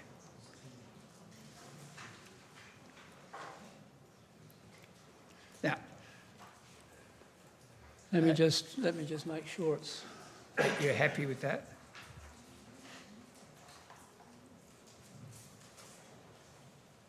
Yes, I am. Sorry? 2. Sorry, what was the question? No, I need to know. You can't call. 2. We were aware of one. We weren't aware of the other 2. There's a picture that was handed round and it was sent to us this afternoon of yes, Councillor Doyle, could you hold that round? That's what it looks like. There are 2 walkways and I've got it electronically here. Okay. So if you're ready. Yes, we're ready. Off you go. Okay, in speaking to the motion, I'm not comfortable moving the recommended option offered us tonight. In my view, it's unfair on the other groups who have expressed their future needs for the Goodwood Oval precinct. Approving the Tennis SA proposal in isolation, which is what we're doing, ahead of considering the remainder of the project, has the potential, with the inclusion of components to the design, namely the walkways, that we've only recently learned about, for whatever reason, to impact sufficiently on the needs of others as to prevent them being able to achieve their goals. Given this, we should only consider it as part of the overall package being considered for the precinct. To address my concerns, I believe we have 2 options. First one, and one I did give serious thought to, was to move option 3, based on limiting the expansion of the court south by 4 metres. That's 2 walkways at 2 metres each. My purpose for thinking that way was to reject the walkways that we were not aware of when we gave approval in principle a year ago. Why? To avoid unnecessary intrusion into the green open space of the hockey field, particularly if it potentially could contribute to the likes of the Goodwood Primary School not being able to use an underage oval for football or cricket. Given what Linton has now said tonight, thank you, the walkways are essential to their project and that the state government grant was provided on the basis of the inclusion of the walkways, I've changed my mind. I believe it's more appropriate to withhold making a decision until such time as we can determine if and how much impact the inclusion of two 2-metre wide walkways may or may not have on the needs of the others looking to make use of the space. Be that the Goodwood Primary School, the cricket club, dog walkers or others. We need to assess this proposal now that we have the full information. But to do this correctly, we must assess it against all the opportunities that were the consideration of our recent public survey, and most particularly the observations we don't yet have available to us from that survey. Only then can we make a decision that can work for everyone. Indeed, to what extent we can address everyone's needs. I encourage members, therefore, to back this motion and to look forward to making a more informed decision in a month or two. Okay, is there a seconder? Councillor Roach. Yep, I'd like to second this motion. The Goodwood Oval precinct is a very contested area and space, and without proper consideration of all of the groups that are using that space, that giving away, it doesn't seem like very much land, it's only roughly 9 metres, but it does impact on the Goodwood School using that playing soccer on that field means that they are unable to play the number of games they can currently. And I think it's worth being clear when we do make the decision about, after we receive the consultation and information back from the public, that should be fed into the process of looking at the whole Goodwood Oval space, and particularly the contested hockey field area. So I support this motion to ensure we consider the feedback from the community on the Goodwood Oval before we make a decision on including the walkways within the tennis SA submission development plan. Okay, CEO. Through you, Mayor. Just to remind Council that when you considered the proposal a number of months ago, it included a 9-metre extension. Exactly. May not have indicated walkways, but certainly included a 9-metre extension. Perhaps it would have been good in hindsight to stop that project at that stage, or at least engage with the community at that stage, rather than perhaps indicate to the body that it could proceed and then proceed with the detailed design and a development application. So the walkways is one thing, but if Council is saying now, quite rightly if you want, we don't want to extend 9 metres or 8.3 or whatever south,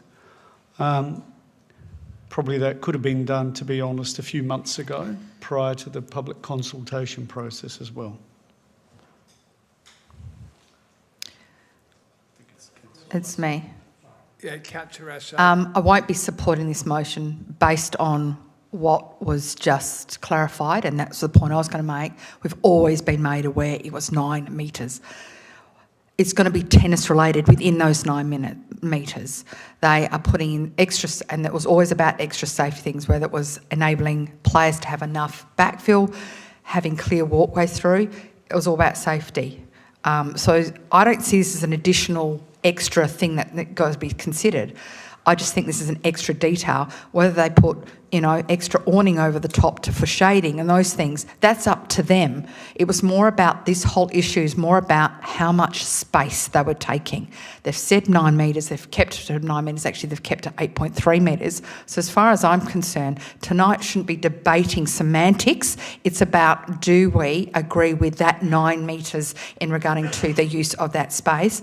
So if this recommendation doesn't go through, I'll be going back to recommendation 1, which is the report, no, hang on, which one? Report would be received, I've got which way around that. The report would be received, I guess, in regarding to supporting this, which is option 1. I think I was, correct. Thank you. Good. We know what this would. Councillor Bonham. Yes, I will be supporting this motion because I think it's quite reasonable that we should have actually engaged with the whole range of stakeholders in making the decision on this before actually proceeding with this decision. I think it's not a problem to admit that we got it wrong, that we actually should have done the consultation in the first instance with all of the stakeholders and then put this and then proceeded with whatever arrangements we were going to make. I think that's quite reasonable to actually come back and take this to our April 2026 meeting once we've got all of that feedback from our community. I have, by the way, a couple of times asked about the detail of Tennis SA's community consultation. I've had information on the stakeholders they engaged, that's in the report itself, but not the detail of what that feedback actually was. There's an overall general statement of, you know, people were positive, but given broader angst amongst the community, I think we have to go back and wait until we've got all the community feedback. You can clarify. Thank you, Mayor. Just clarifying that the consultation report had a couple of elements to it. One was confirming council's position on the tennis courts, and then particularly it was seeking feedback on cricket nets, walk-ups, run-ups, and the remainder of open space. I am not sure you will be getting anything on the tennis courts. So council may want to think about going back out again if you want to consider everything as a package, because the consultation that went out was essentially confirming council's previous position on the tennis courts and the footprint, and then not proceeding with any of the cricket run-ups, etc. at this stage. So you may want to change things and put additional consultation if that's what you like. Okay. Councillor Doyle. Sorry, you're halfway through. What were we up to? Okay. I'll give you 3 minutes. There you go. Yes, just a question. So I anticipate, yes, we may have said, reinforced that it was on principle support. So I'm sure that community members would have still provided an opinion on the tennis courts, whether we said we thought it was a great idea, in principle support, whatever. So I think we will get that feedback. Very good question. Okay, Councillor Doyle, you've had your say no. Yes, I won't support this motion, and I agree with Councillor Russo. We were quite clear in saying we support in principle this development. We've heard from Linton tonight about the purpose of the walkways and the fact that other quality tennis precincts in the state have these. So in my view, why would we do this halfway? We should do it properly. And so I won't support this one. Councillor Hughes. Likewise, I cannot support this motion which delays the project. I've been satisfied with the past decisions that we've made, and I'd like to support the option. I presume Councillor Russo is recommending option 1. Yes, I'll be certainly very happy to support option 1. Councillor Beat. Likewise, I can't support this. We're looking at 8.3 instead of the 9% that was previously considered.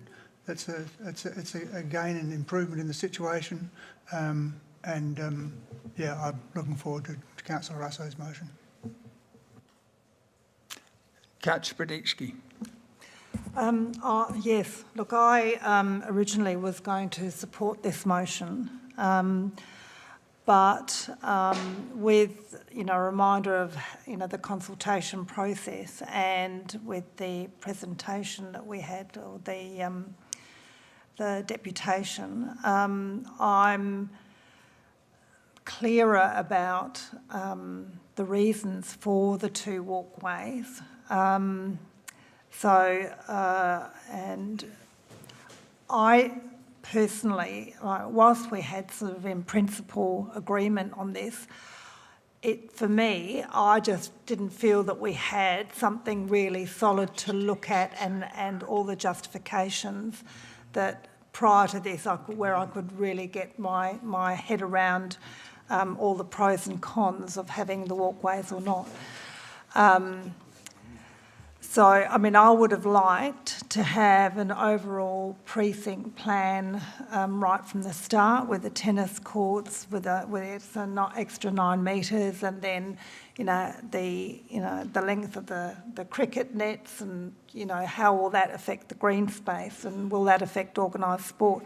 At the moment, I still don't have that picture. I still am not clear whether there's going to be enough space for organised sport. So, look, I'm still vacillating on this, I have to say, because it's a really difficult one, knowing that we could be excluding or limiting organised sport on the remaining green space and limiting, the amount of space dog owners have to run their dogs when the oval isn't in use. So, look, I'm struggling with this one. I understand the logic for the 9 metres and that we had that in principle approval, but it's the ramifications that I'm worried about. Okay, any other speakers? Councillor Gaffey. Thank you, Your Worship. I understand the frustrations of councillors around the table, but this is the first time that we've seen a detailed plan. It's the first time I've seen walkways. It's the first time I've seen this mentioned. This plan is in isolation. This plan is just the tennis courts. Yet we know that we've got the tennis courts, the cricket nets, and the green space. This doesn't all get put together with this plan. This just has the tennis courts. So if I propose here that the walkway on the middle should be moved to the south, can that be done? We don't know because we haven't explored it. Why should we do something like that? Well, if you've got 22 metres that we're going to restrict the cricket to for their nets, or perhaps 30, it's going to be an awfully long way to cross from one side to the next. We also know that cricket balls tend to move at a high speed. Do you want a cricket ball moving through one fence? If you're already putting a walkway, it's going to be an easier fix to do something like that. These things are the reason why we should consider the project in its entirety rather than just the tennis club. I understand they would be frustrated if we said, look, we need to reconsider it. But we don't know how this fits with the cricket club. We still don't have a detailed map as to what the green space is going to look at that I can point out and say it's going to be X number of metres by X number of metres there. This is it in isolation there. It's not unreasonable to be prudent to reconsider and say, let's have a pause, look at this and reconsider if this is best practice design. This council owes it to the long-term future of Goodwood Oval to ensure that the design works, that what we put together works for the community, not for one group. We need to have some sort of contribution. I don't remember us having any contribution. The reason why many of us here are frustrated is that the map that we were given was tennis courts, and we were told the tennis courts needed to be extended to provide runoff because that was required. Now we find out it's runoff plus walkways. Fair enough. Are they in the right place? I don't know. But I'd like to hear from other elected members when we look at this, whether this makes sense as a project as in its entirety. It's not unreasonable to reconsider this for a few weeks or a couple months. People will still keep playing tennis. Okay. Any other speakers? Councillor Rogers. I agree that this precinct and project needs to be looked at holistically. I do, however, struggle with the characterisation of point 4 and point 5, specifically the fact that we were aware that it was going to be 9 metres as an overall extension, but then we're saying that we didn't know what that extension, we didn't know the exact parameters of the extension use. While we thought it was one thing, it's now another. I don't know whether the semantics are necessarily useful in the debate. If there's no other speakers, I'll put my tuppence worth in. I've had 3 grandsons play tennis on that facility, and it was terribly frustrating having not been able to access or get to or visualise or see any of the middle courts. I reckon this is a chance. We've got $1 million from Tennis SA, $400,000 from us. We put it in principle. We said we needed 9. We now know we only need 8.3 to do a proper job and get something that's good down for the decades upon decades.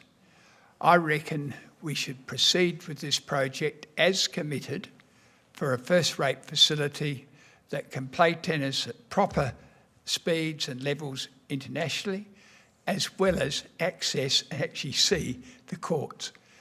And that does it quality. Then we've got the rest of it, so why make something second-rate? We've got Goody Oval that we know needs to be done first-rate.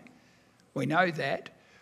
Why? There's no way this will survive the people who want to play soccer, the people who want to play cricket, the people who want to fly kites, the people who want to...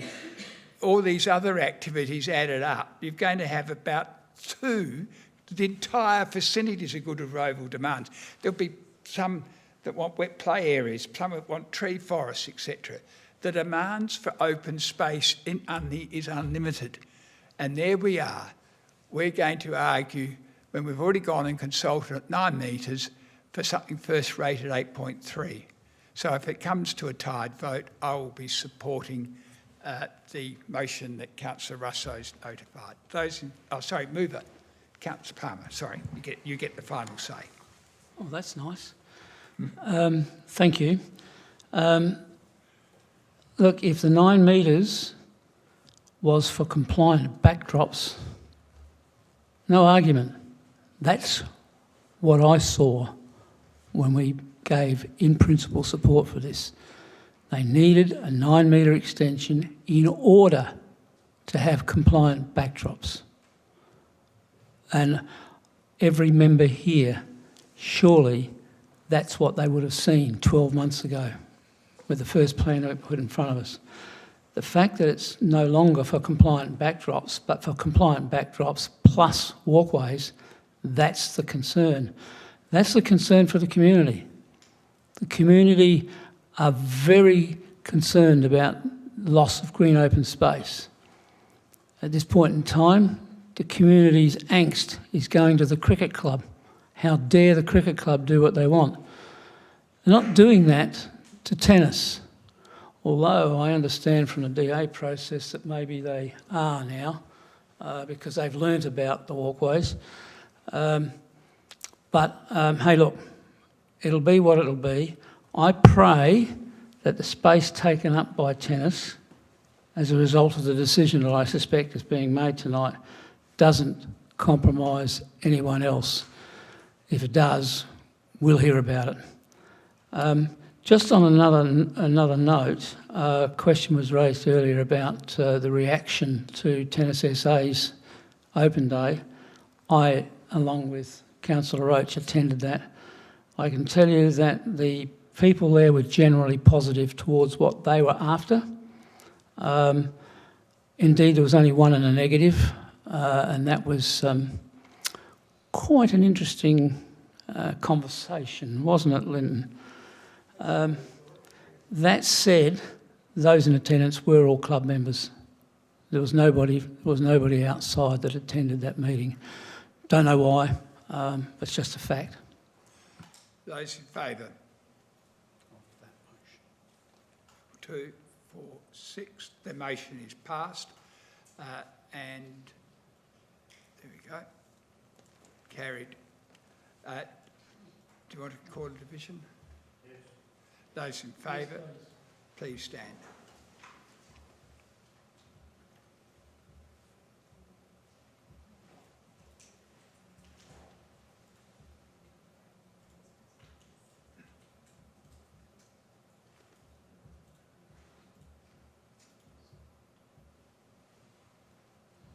Okay, thank you. Next, 4.1. I'm going to ask to suspend standing orders. I've had queries about valuations of land, etc., that I would like to deal with first to make sure that everybody's happy.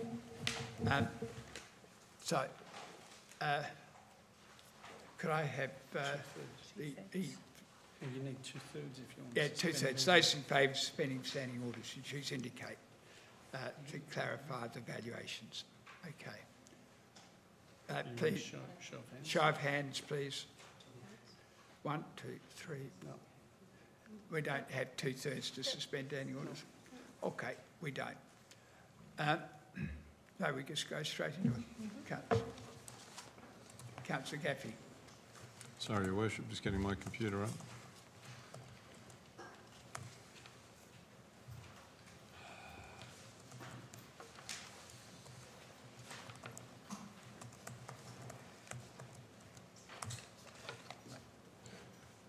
All right. Thank you, Mayor Hewitson.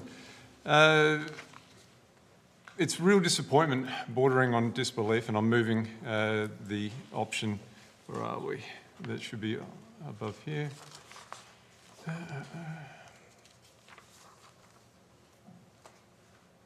No, the option 2.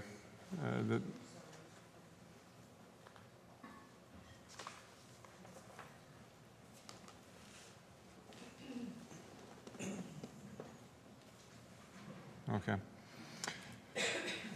Speaking against the recommendation, the proposed closure and sale of the 1,125 metres of road to Concordia College. I honestly respect the college's desire for better security. Every parent wants their children safe, but selling off public land, our land, at bargain basement prices is not the answer. The case before us today is fundamentally flawed, and the financial precedent that it would set is unacceptable. Let me begin with the valuation in attachment 3.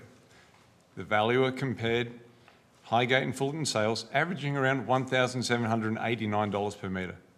Okay. Then they adopted a base rate at the low end of $1,450 per square metre, the lowest end of the range. Okay.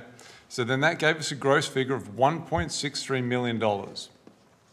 Then he applied a staggering 65% discount, more than $1 million wiped off because, in his words, the land has no independent development potential and there is only one possible purchaser. However, there's only one possible buyer. There's only one of us that are going to be able to sell it there. The only way they're going to get access to do this is from Unley. The reasoning that's provided by the valuation is completely circular. We cannot justify undervaluing a public asset by pointing at the very restrictions that we're just about to place on it. $507 per square metre is what we are told it's valued after discount. This is not a fair market price for prime inner suburban land in 2026. Compare that figure to what council recently paid for land to add to open space. Just 1 or 2 years ago in Marion Street, council purchased land for public open space at more than $3,000 a square metre. And what is before us is 1/6 of that. That land that we purchased in Marion Street required additional funds beyond what we paid just to make it usable. Here we are proposing to sell a public road reserve for less than 1/6 of that amount to a private institution. Tonight is not an isolated case. We've recently seen other sales of surplus council land also disposed of for well below the value the public would reasonably expect. That pattern of sales at below value must stop. If we approve this sale, we set a dangerous precedent that we will supply undervalued land to anyone who comes along. That is a proposal that we will deeply regret in time. To prevent this happening again, I give notice tonight that at the next appropriate policy review, I will move that Council adopt a clear and transparent policy that all future sales of public land must achieve a price that meets community expectations, full independent market value.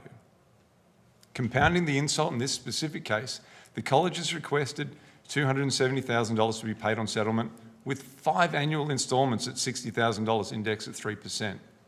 We will not get that final payment until after 2 full council elections. We surrender permanent public land today and wait up to 5 years to receive all of the money. That's not sound financial management. That's deferred gratification at the community's expense.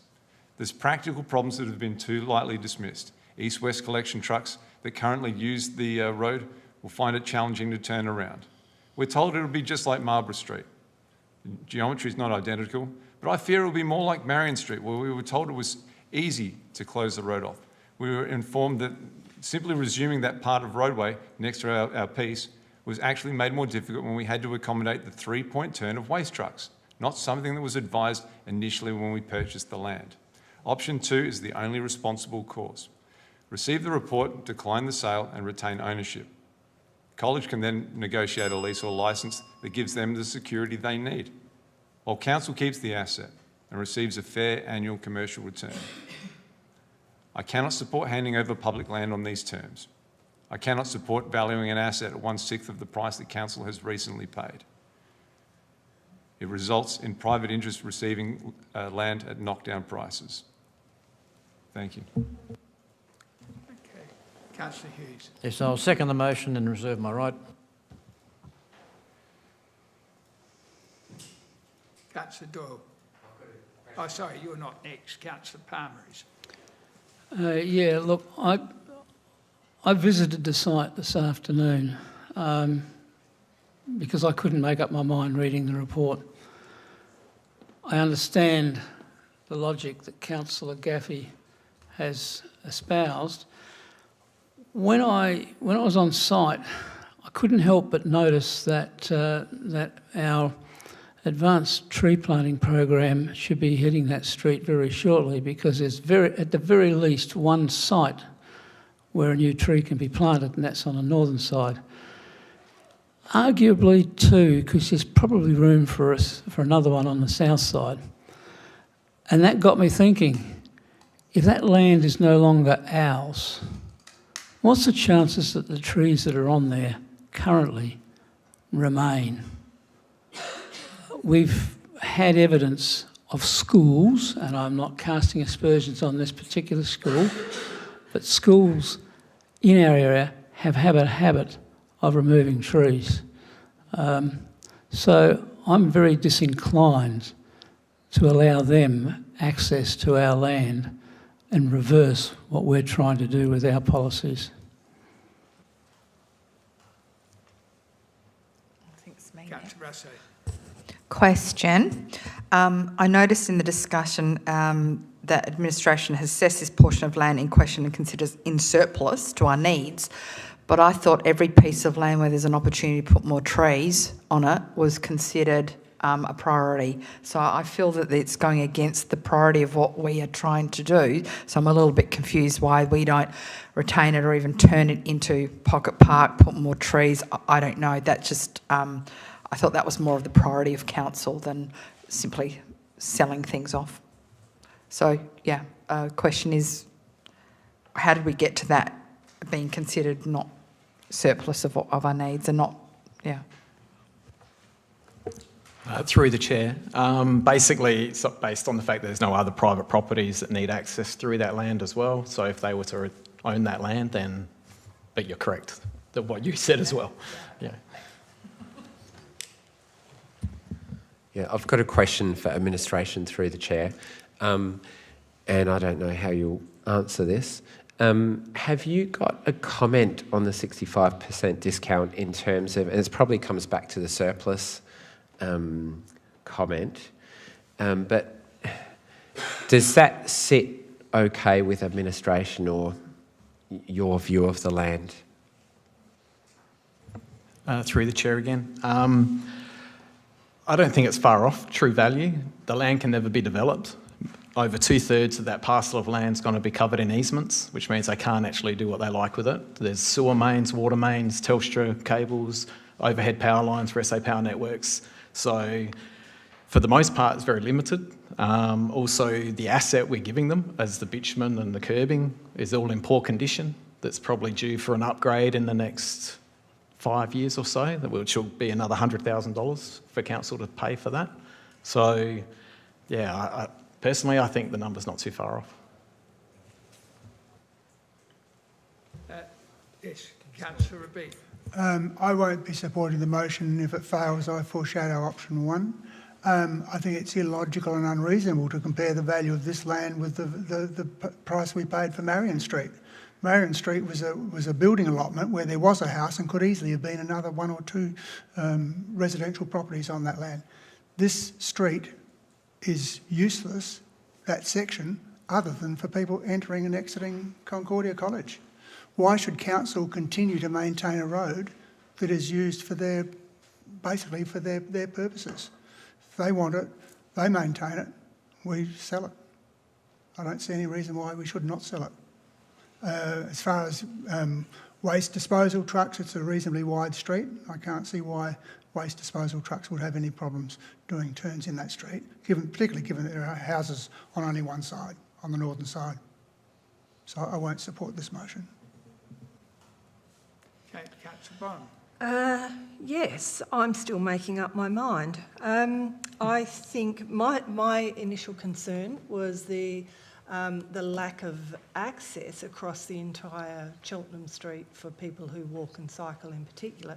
But council sold off, that portion of land many years ago, which blocked that access for pedestrians and cyclists. It's awkward to have to go all of the way around that huge site. Picking up the point of the value of the land, the remediation costs, if they were to somehow try to remediate it, notwithstanding all of the easements on it, so how could they possibly turn it over to a different use? But even if they did try to, there would be, I anticipate, remediation costs associated with that, which again devalues the land. I suppose my concern is picking up on what Councillor Palmer has said about tree risks, because as I understand it, schools no longer have to put in a development application to remove significant trees or whatever. I'm not sure if these trees actually meet that standard, but it does worry me that this land will no longer be available to plant trees. We will no longer have control over them. And I am concerned that they've got 5 years to pay it back. That's probably one of my biggest concerns out of this, and a fairly marginal interest rate. So if we were to sell it, if we go back to the first option, I would want to have an amendment in there that they have to pay the lot up front.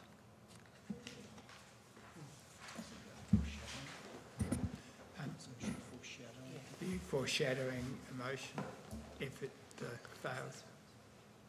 Or are you... Well, with Councillor Rabeet, he's foreshadowed the motion, and I am likely to support that with that amendment. Okay, thanks. Councillor Doyle. Yes, I would prefer option 1 as well, and I agree with Councillor Bonham that the payment plan would be preferable to be upfront. I just wanted to reinforce how our decisions of councils can pay dividends down the track. It was really interesting to see how the sale of that land right through the middle has led to the school being what it is now. If this motion is not successful, perhaps an alternative motion could include a point where we stipulate that trees existing on the site could be retained wherever possible. That's something to think about. But yes, I'd support an alternate motion to this one. Look, This proposed sale is extremely inconsistent with our recent decision to pay a super high price per square metre to extend the open space at Henry Cod. We paid about $3,000 a square metre, and we're about to dispose of some land which could extend our canopy for $500 a square metre. The inconsistency is just so glaring. Now, once a new owner takes control of some land, they are free to use it in their own way. And there is scope for some structure to go there, even if it's a big shelter shed for whatever. The point is, a new owner can use the new land for whatever purpose they like. We lose control.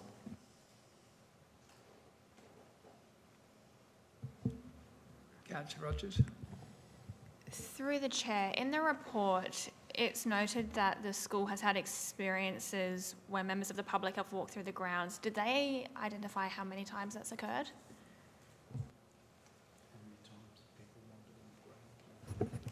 Through the chair, they didn't go into the specifics, but they did say that it's a real concern of the school, and it's happened on multiple occasions. So. Another question through the chair. Is this land going to be, start again. Has the school outlined what they want to do with this piece of land, aside from close it off? Through the chair, at this stage they've only advised that they would like to put gates across the, so they can secure the school and have a clear delineation between public land and the school grounds.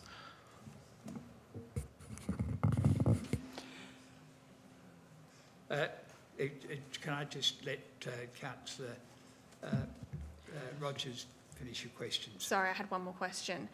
Has the school identified that they close all other gates during school hours? Through the chair, they basically advised that they would like to have the ability to be able to close down the school or lock up the school if they can. That's what they desire, yeah. Okay, Councillor Brunetsky. With all the easements and underground works, what limitations would there be to actually growing trees in that area? Through the chair, I would say the tree, or the potential tree planting zones is just like current, I would say, pretty much the verge. Depends if they could retain or remove some footpaths if they wanted to and maybe get some trees there. But within the curb to curb bitumen area, they probably wouldn't be able to get any trees in that whole area. So wherever there's currently bitumen, I doubt they'll be able to get any trees in.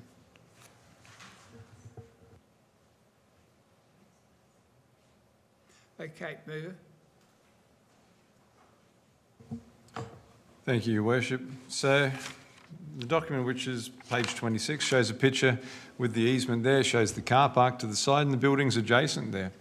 It's easy to consider that where we're selling the land is going to make easier access and the ability to throw a building into this area there at some point there. I understand there's easements there, but I know a clever architect will be able to work its way around. And when that building is built in Concordia, I hope Unley Council is noted as a donor to that building of more than $1 million of ratepayers' money. Many of our ratepayers are struggling with cost of living and council rates, and we're telling them that we're going to give a private school $1 million of their money while we pay top dollar for our own open space and allow trees to be cut down here. Again, I urge Council to support this motion. Okay, those in favour? 1, 2, 3, 4, 5. That's carried 6-4. Thank you. Punt? Division, please. Those in favour, please stand.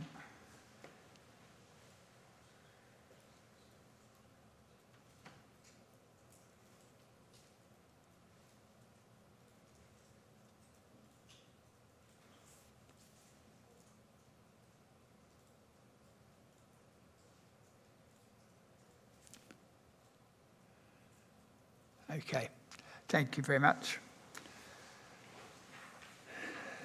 Now, we're up to Disability Access Inclusion Plan for Community Consultation. Somebody like to move? Nobody's approached me about this, so it better be something on the agenda, Luke. Councillor. Yes, thank you. Doyle, is it one of the motions in the agenda? It's not something you've cooked up. Yes. I'll move the recommendation there. Thank you. Yes. I looked through the draft plan. It's very good. I actually reached out to one of the members of the, I have to get the title right, the Access and Inclusion Reference Group. So Dave, who I've been in touch with previously, and he felt it was a step in the right direction, so which is good. And I saw some questions circulated, I think, from Councillor Bonham, who may wish to speak to these, but his feedback was similar to what Councillor Bonham picked up on. Some of the measures are quite quantitative, and it is always hard. We're aligning to the state government policy and how do we measure things. But overall, he felt it was a really good step in the right direction. Some of the things that we talked about with the accessible playgrounds, I thought points 15 and 16 were really positive, really trying to engage with people living with disability, their carers, families and parents when we're engaging and consulting. And just a thought, a really good measure of the success of this plan and Council's success more generally in meeting our objectives in disability and inclusion would be probably reviewing with the Access and Inclusion Reference Group in 4 years' time, but I'm sure we'll be engaging with them regularly anyway. But yes, very happy to support this. Seconded. Councillor Bonham. Yes, I'm happy to second this motion, and I did contact Ilana through the day and asked about a couple of the measurements, and she came back in terms of, it was at point 8, so page 15, public toilet accessibility. I thought that rather than simply including the number of council-owned toilets that met accessibility requirements, it would be useful to include an indication of their distribution across council to make sure that there was an appropriate distribution across council, and that seemed to get a tick of approval. But my second question about measurement, to actually find out not just the number of initiatives to encourage people with disability to volunteer, but I was hoping to find out the number of people that inquire and take up these opportunities who have disabilities. But I took Yelena's point that trying to get that information could be too intrusive. So I'm happy with that. But I thought it was really good overall, a great piece of work. Thanks. Yes. Just a couple of things. Look, I know this is predominantly a document about disability access and inclusion, but we do reference in here about inclusion and diversity of all, but we don't mention LGBTI. And that is my concern. People with disabilities are also part of the LGBTI community, and I feel that's lacking throughout this document. There is no mention. We mention called people, First Nations, disability, age, all the rest of it, but we miss that. And I'm on the Rainbow Network group that we represent in council, and I see this as an opportunity missed in regarding to not including aspects of that. When we talk about universal design, it's not just disability universal design, it is actually also accessible toilets and the inclusion of LGBT people as well. So I just feel that with some tweaking to include that marginalised group, if we are truly talking about diversity of all and where we reference, I guess, our principles of inclusion of diversity, I think we need to be considerate of that group of people and those people also in the LGBT community who have disabilities as well. So it's just a comment, observation from me. Thanks.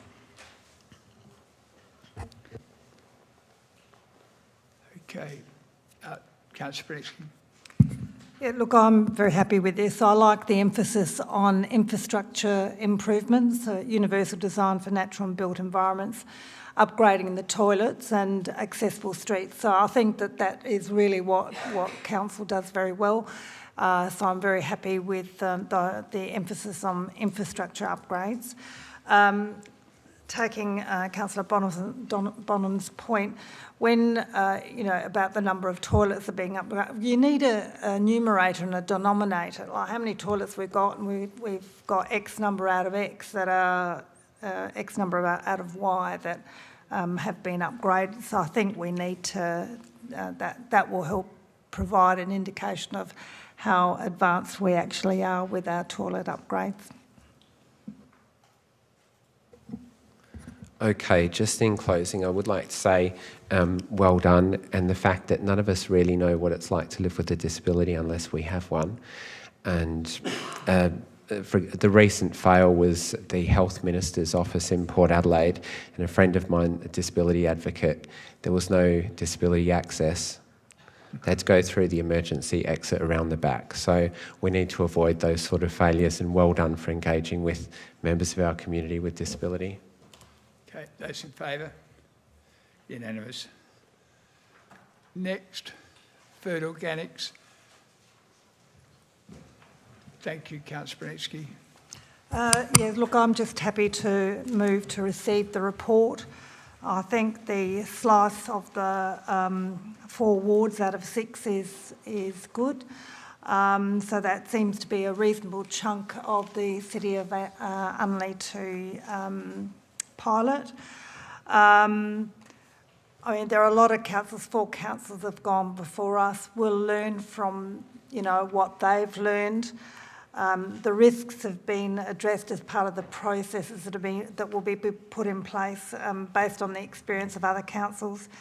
We'll have a project officer, so it'll be resourced. Yeah, so there's lots of scope there to get our 6% landfill down and going to green waste. So yeah, look, I and satisfied with the communications and engagement process and the inclusion of the relevant MUDs that have been that fall into the catchment area. Good to see we got GESA funding for the MUDs too, so I think that's very good as well. So I just wanted to acknowledge that. So yeah, look, happy to receive this report. Thank you. Councillor Beebe, do you want to speak? I'm happy to second it. I'll just speak briefly because Councillor Brunetsky has covered the issues that I would have addressed. But I think it's the plan is good, communication's good, and we did a mini trial in Goodwood some years ago. So, including these 4 wards, we've actually will have covered 5 of the 6 wards. So, I think well done. It's good. Let's get on with it. This is the other side of town. Any other speakers, or it's pretty straightforward? Mover. Those in favour, unanimous.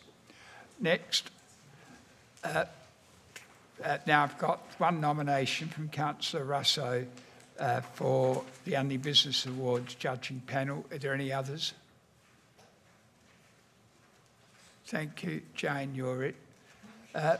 The report be received, Councillor Russo is there. Thank you, Councillor Gaffey. Secretary, Councillor Palmer. Any other speakers? Mover, close. Those in favour, unanimous. Next, thank you, Councillor Russo, for letting me know. Quarter financial performance report, Councillor Gaffey. Thank you, Your Worship, my fellow councillors, and member of the gallery tonight. Thank you for staying for the highlight of the evening. It gives me great pleasure to speak to the 2025-26 Quarter 2 Financial Performance Report, a clear, transparent account of our city's financial health for the first 6 months of the financial year to the 31st of December 2025.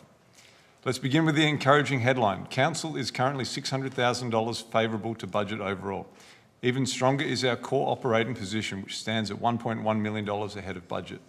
These results reflect the disciplined financial management and prudent stewardship that we are committed to delivering for every Unley household. The detailed commentary paints an equally positive picture on the operating side. Income is $62,000 favourable, driven by several pleasing factors, $142,000 in other income, including significant salary reimbursement, which I do actually have to ask the Mayor later on through the Mayor to explain a little bit clearer. Stronger curbside bin revenue, $55,000 higher investment income thanks to healthy cash balances and early grant receipts, $39,000 in additional grants, particularly supporting the extended season at our much-loved Unley Swimming Centre. On the expenditure side, we've delivered a welcome $1 million or 3.4% favourable variance. The standout at the moment is employment costs, which is $624,000 under budget. As we carefully manage recruitment for new roles across the city operations and city shaping. Materials, contracts and other expenses are $185,000 under through some smart timing of maintenance programs, while finance costs at the moment are $194,000 favourable because we've not yet needed to draw on them at this stage. Moving to operating projects, these are performing well, sitting at $37,000 favourable to budget. I'm particularly pleased by the $7,000 sponsorship secured for the Unley Business Awards and the timing efficiencies achieved with projects such as the Food Organics Trial, the Festival of Rice and the Street Meets. The capital program presents a little more mixed picture. Net expenditure is $477,000 unfavourable. However, this is almost entirely timing related. New capital projects are $130,000 over, mainly from completed works at the Fullerton Park Community Centre, digital signage, and the North Unley Play Park. The capital renewal program is $347,000 unfavourable. Pressures noted in reserves, footpaths and buildings such as the Fullerton Road Highgate renewal. However, these are well understood and being actively managed amid current supply chain and tender price realities. Importantly, this report sets out several sensible forecast adjustments that will come to you in the Q2 budget review. Wait for it in item 4.8. Stick around. These include redirecting the Marion Street open space grant, bringing forward funding for the Unley Museum and Galleries, or UMAG, and strategic reallocations to support the swimming centre, heat pump and Fullerton Park signage. These are all measured, responsible moves that keep us firmly on track. Despite the challenges in the capital space, the overall financial health of the City of Unley remains strong and stable. We continue to exercise the sound stewardship required to protect our long-term sustainability while we deliver the services and infrastructure our community expects and deserves.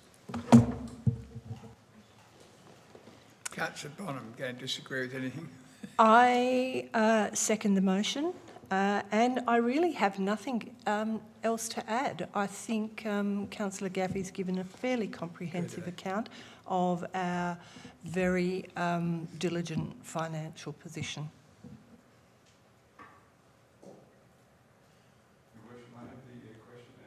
No, Councillor Brunecki. Okay. Fullerton Park digital sign, that stood out like a beacon. Just saying, just landing that there. Short stay accommodation, that took a little bit of a hit. And I did talk to Alex Brown about that, have we hit our ceiling in terms of making sure that we're getting the income that we had expected from short stay accommodation. And he assures me that we actually have, and that in the next financial year, the number of short stay accommodations that will be included in the budget will be lower than what we had put in for this budget. So that was my main sort of comment there. I do have a couple of questions. Cleaning costs, they've increased a bit to $47,000, which seems to be a bit of a jump. Is there a driver for that?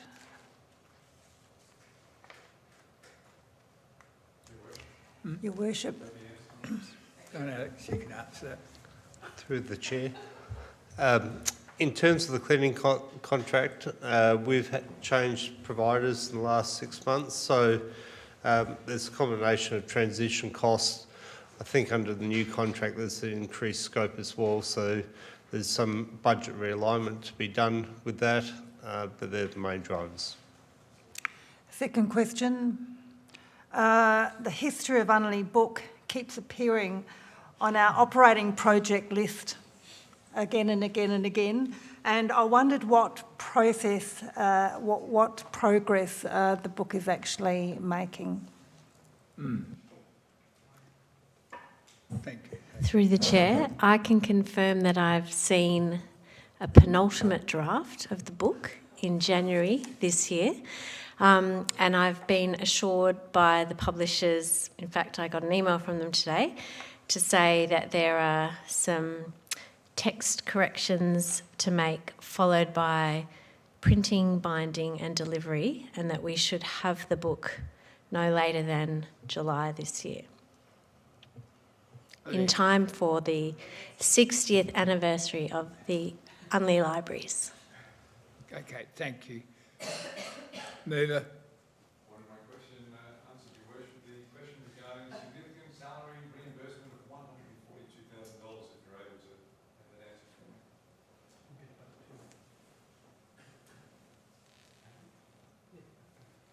answer for me. So that simply relates to a member of our technology and business improvement team did a 12-month secondment with the state government. That's now concluded.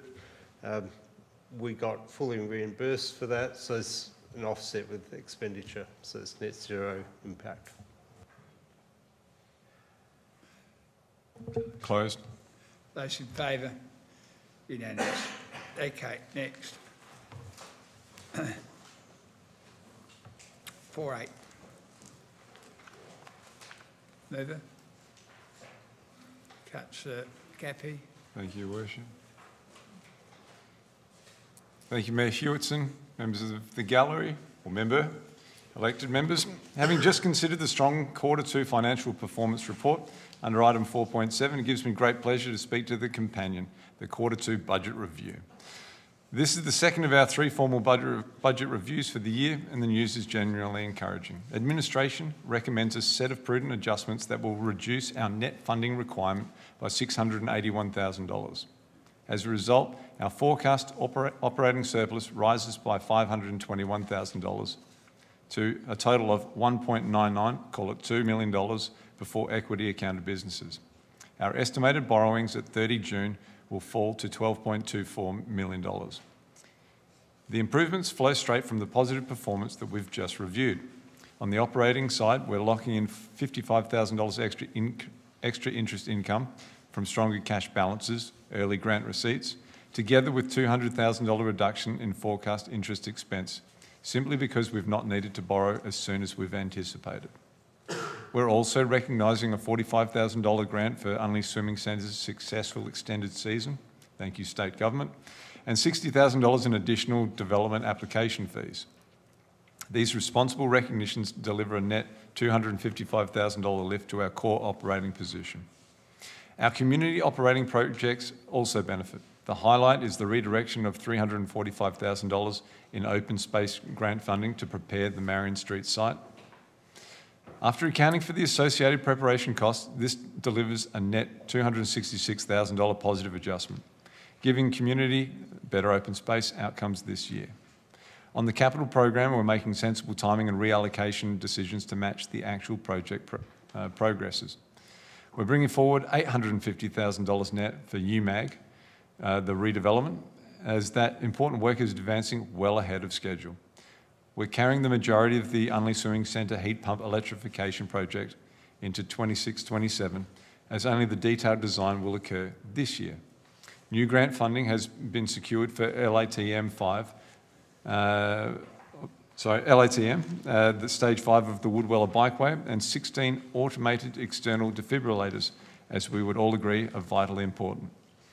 We've also reallocated funds between Leicester Street, Suter Park and Wavell Reserve to reflect current tender realities, and covered the additional costs for the Fullerton Park Community Centre digital signage previously mentioned. These measured changes are reflected in our updated financial indicators. The key headlines: operating surplus ratio improves to 3.1%, The net financial liabilities ratio is 28%, quite healthy. You'll note a little higher figures of the asset funding renewal ratio and depreciation to asset renewal ratio at 162% and 166% respectively. This budget review is further evidence of the disciplined financial stewardship we exercise on behalf of every Unley household. We're responding quickly to opportunities, managing risks, and ensuring every dollar works harder for the community. Seconded, Councillor Bonham. Yes, I will second it once again. I just wanted to highlight, first of all, how wonderful it is that our operating surplus ratio has moved up to 3.1%, and hoping to nudge it back towards that 3.7% that we budgeted or more. Just wanted to comment on the 162% asset funding renewal ratio, and going back to Budget Review 1, which I just wanted to remind myself of why that was, and that was because of the reclassification of the King William Road upgrade. So that's why we look to be far ahead of ourselves with the asset renewal ratio. I did raise with Alex about the heat pump because I had been expecting that would be completed this year, that project would be completed this year. But yes, he clarified that only detailed design this year, and then it'll go on to be implemented or installed on schedule as per our climate and energy plan, which we adopted some years ago, for that heat pump to be installed in 2027. So it's pretty much on target with that. Look, it's getting on now. We're at 10:15, and we've got some confidential business at the end. Okay, Monica. Look, I just want to remind everybody that, you know, our operating surplus ratio plummeted because of the carryovers, and we've actually mitigated that risk. So we just need to bear that in mind when we travel forward into the next plan for the next budget. Just want to say we've had lots of sugar hits here. We've had grant funding, we've had decreased borrowing, so that's 200K, increased interest, the extra interest rate, which is 55,000, sale of land. So we've had lots of sugar hits here. This is an aberration. I don't think we're going to see this again for a while, to be honest. I just want to acknowledge the CEO in negotiating with the Planning Minister to get that $345,000 funding to pay for Marion Street cleanup. We know that we've got a little bit of extra money to pay for remediation, but that's a big chunk of that remediation taken care of, and I just wanted to acknowledge that. I'm actually delighted with the figures, considering what we've purchased and the income we're getting from quite a few of our purchases. We are in a very strong position with our finances and structures, so congratulations to all involved. Now let's get on. Mover? Closed. It's good. Those in favour? Unanimous. Good. Next. We haven't got to the highlight yet. That's the Mayor's report. Sorry, what have I got now? No. Getting tired. We can extend time for 30 minutes. I know, but we will do that in 13 minutes' time. Yeah. I understand. There's no need to rush. Council action records. Good, lots of people. Put your hands up again, those people prepared to move. Yeah, I'll go Tony. Councillor Roach. Okay. And Councillor Gaffey's the only one from this side, so you're seconding it. Mover? Those in favour? Unanimous. Excellent. Questions on notice? Actually, that's quite serious. The amount of money we've spent, almost 3.5 million, Councillor Palmer, not 3 decimal places. And we're only receiving 130 grand of the 3.5 million in round figures. Is that good? That's good. Okay. Somebody like to move the Mayor's report, Councillor Palmer? Yes, brilliant. Anybody like to? Thank you, Councillor Bonetsky. Those in favour? Thank you, unanimous. Pardon? No, oh, question on notice. I thought you moved on to the Mayor's report. We just covered the other one. Okay, we're up to 6.1. We're up to the Mayor's report. 6.1, we'll go slow, X1.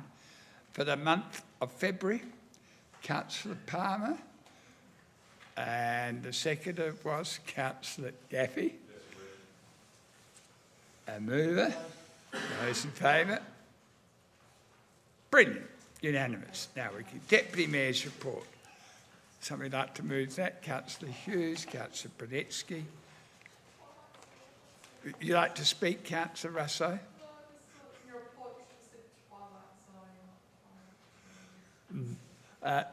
Those in mover? Those in favour? Unanimous. Next, reports of members. They're there for you to have a look at. Attachment 1, Attachment 2, correspondence that's laid out all the different bits of correspondence. I discovered, I just want to make one comment about Near Mimish. When I wrote our letter to the council, this is Bondi, I found out, I got contacted from the council, phoned up to let me know that how appreciated our letter was, and I had no idea that he was a Jewish himself as a mayor, and it was pretty tough for them and their councillors. So sometimes you don't know what good you do. Next, 7.1, confidentiality motion. Thank you, Councillor Palmer. I think your hand was up. Councillor Russo, second. Yep. Those in favour? Yep, good. Thank you.